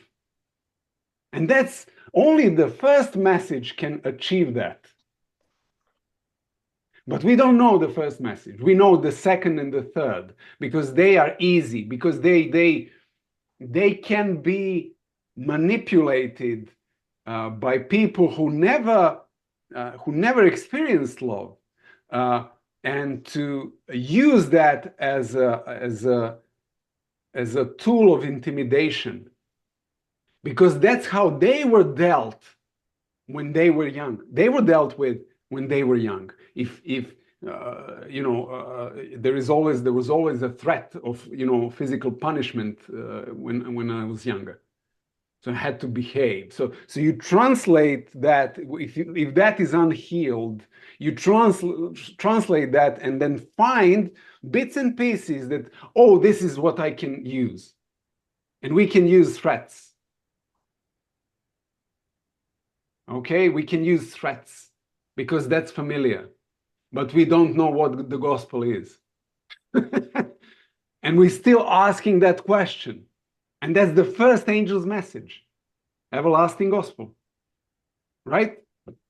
So we are not, when we're talking about three angels' message, we are talking about love in the first place. It's love. It's spread of love.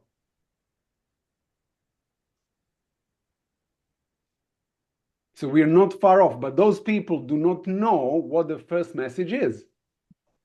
They think it's the doctrines of Seventh-day Adventist Church. It's not. It's not. It's the way of being in the world, which is completely different. It's vulnerable. It leads to martyrdom. And we do not like that. We like to extend our life 7 to 9 years and be vegetarians and stuff. We don't, we're not on that level to talk to young people about, maybe early death because of the faith. Yeah, so. I'm going to go to Linda. Linda Nottingham, you're back. Thank you, Gina. My remark is very brief. Marko, I just want to say this briefly, that you were so right. I subscribe totally to what you've been saying about love and about understanding the real gospel. But there is a reason why we as Seventh-day Adventists do not understand it, irrespective of whether we have had difficult life experiences or not. And I want to share this one sentence out of the Adult Quarterly, because I teach an adult class rather. And this is what it says: we must bear in mind that the scribes were masters of the letter of the law, but were never, it seems, transformed by its substance. Marko, that's the problem. Mm-hmm. Our denomination believes that the law is transformative, and that is a false gospel. Mm-hmm. The law is not transformative. The law is diagnostic. It is the work of the Holy Spirit in our hearts that transforms us. And And so I just want to say I appreciate very much what you have said. Thank you. When you say the law, I understand you say 10 Commandments, right? That's how I interpret it. Yeah. Okay. To me, it's different. To me, that's commandments. Okay. The law is not 10 Commandments. The law is love. Love God and love neighbor as yourself. That's the fulfillment of the law. I mean, that's that's the law. Love is law. And then you can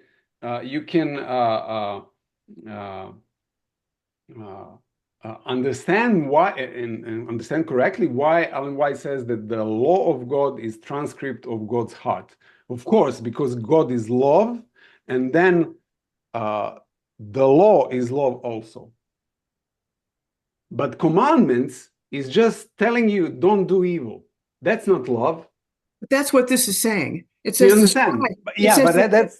That's commandments. The law is not commandments. That's the version of the law for the fallen world, where theft, adultery, murder is reality. In heaven, there is no such thing. So the law of God in heaven will not be 10 commandments. No, but imagine how confusing that is. Yeah, of course. Before the fall, the Sabbath was not don't do stuff on Sabbath. Okay? There was Sabbath, principle of Sabbath before the fall, but it was not verbalized as don't, as a rule or as a something like forbidding something. It's a blessing. It's completely different. I mean, the same thing, but it's completely different. Also, marriage is not was not before the fall. The marriage was not do not commit adultery, but also as a blessing. It's completely different verbalization. But for the fallen world, you have to have this, as you said, analytical or forbidding version of the law. But you do not, if you don't do evil, you still did not fulfill the law because you did not love yet. You just didn't do, for example, adultery. I didn't commit adultery against my wife. Did I love her? That is not, that's not certain yet. Okay? Because not committing adultery is still not loving. You understand? That's why Jesus is saying, if your righteousness is not greater than the one of the Pharisees and scribes, you will not enter the kingdom of God. Exactly. And their righteousness is about not doing evil. Jesus' righteousness is about doing good. That's completely different plane. It's completely different plane. And that's why I think, as a previous gentleman said, we are not there yet when we do not steal. If we think that not helping other people, poor and stuff, is not our job. We're not there yet because why Jesus is not coming?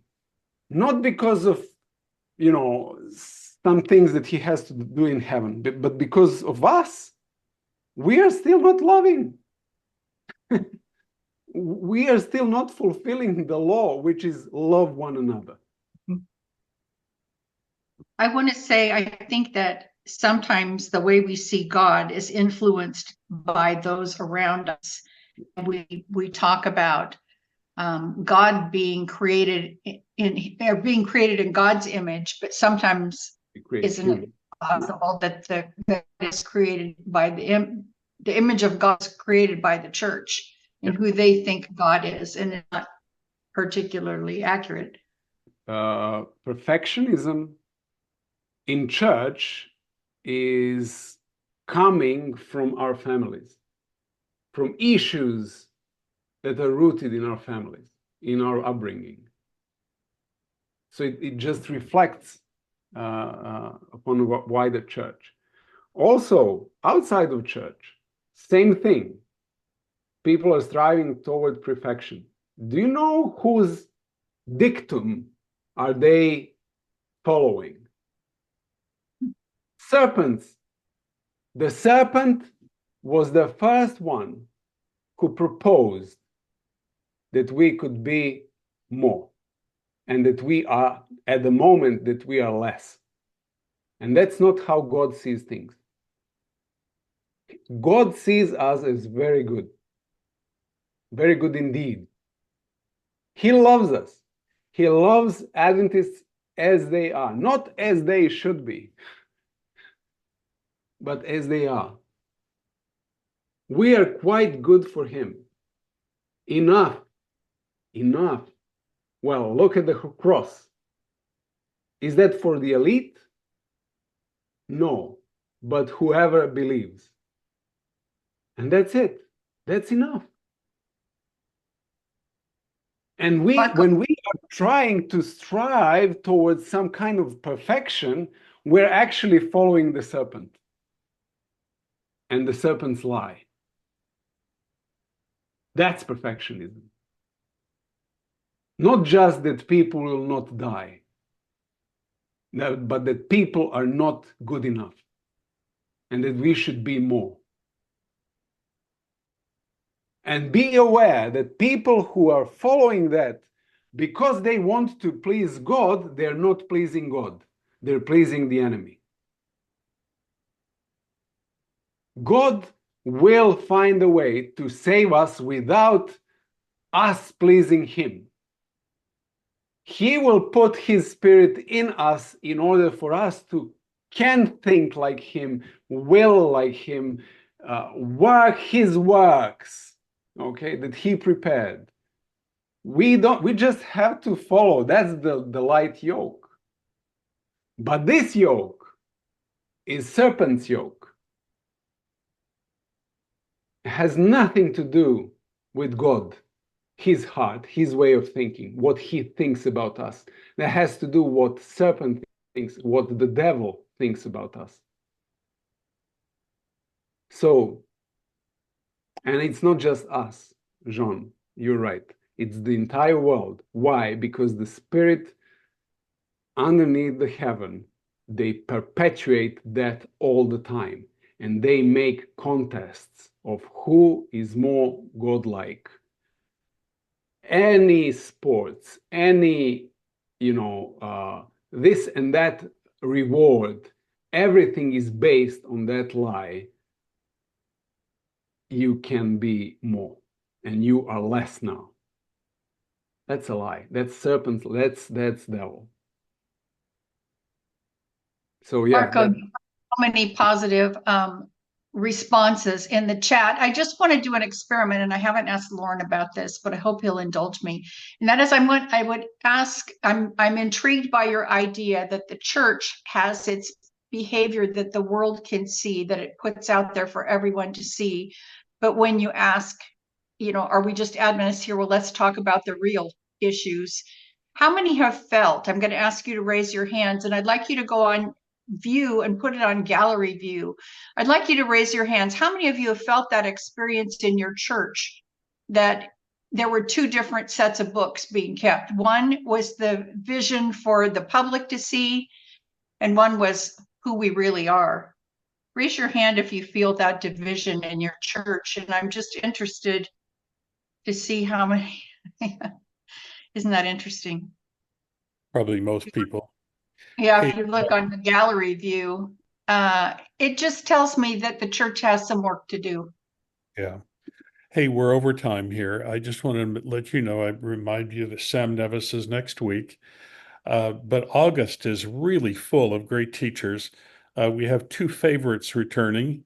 Michael Schofield, who does history for us most of the time, is coming back on August 3rd. I will not be on that Sabbath. I'm preaching in Glendale, California at what is my home church. But he's going to be talking about the 8 most potent sources of anxiety in the early Adventist church. And he he assembles his history from reading the old reviews and things like that. And the things that upset, and this goes right along with what we're talking today. This goes back in our history, Marko. This right back to the very beginning, these anxieties. So he's going to be talking about that. Then we have Dr. Reinder Brinsma twice in August. He hasn't given me topics yet. And we have a teacher who's only been here once before, but he seemed eager to come back, and that is Dr. Charles Scriven. Chuck Scriven, some of you know him, a longtime friend of mine, he and his family. And then at the very end of the month, we're having Daryl Gungadu return. He's the young man who is trained in neurology and talked about spiritual experiences from a neurological viewpoint. August is just full and great teachers. So I would really appreciate it if you'd share, if you like Adventist today, I'd really appreciate it if you share it with your friends and let them know we want to share it with more people. Have a happy remainder of your Sabbath, if there is any left. And thank you so much, Marko. This was just astonishingly good. And thank you so much, Gina, for being our moderator. Bye, everybody.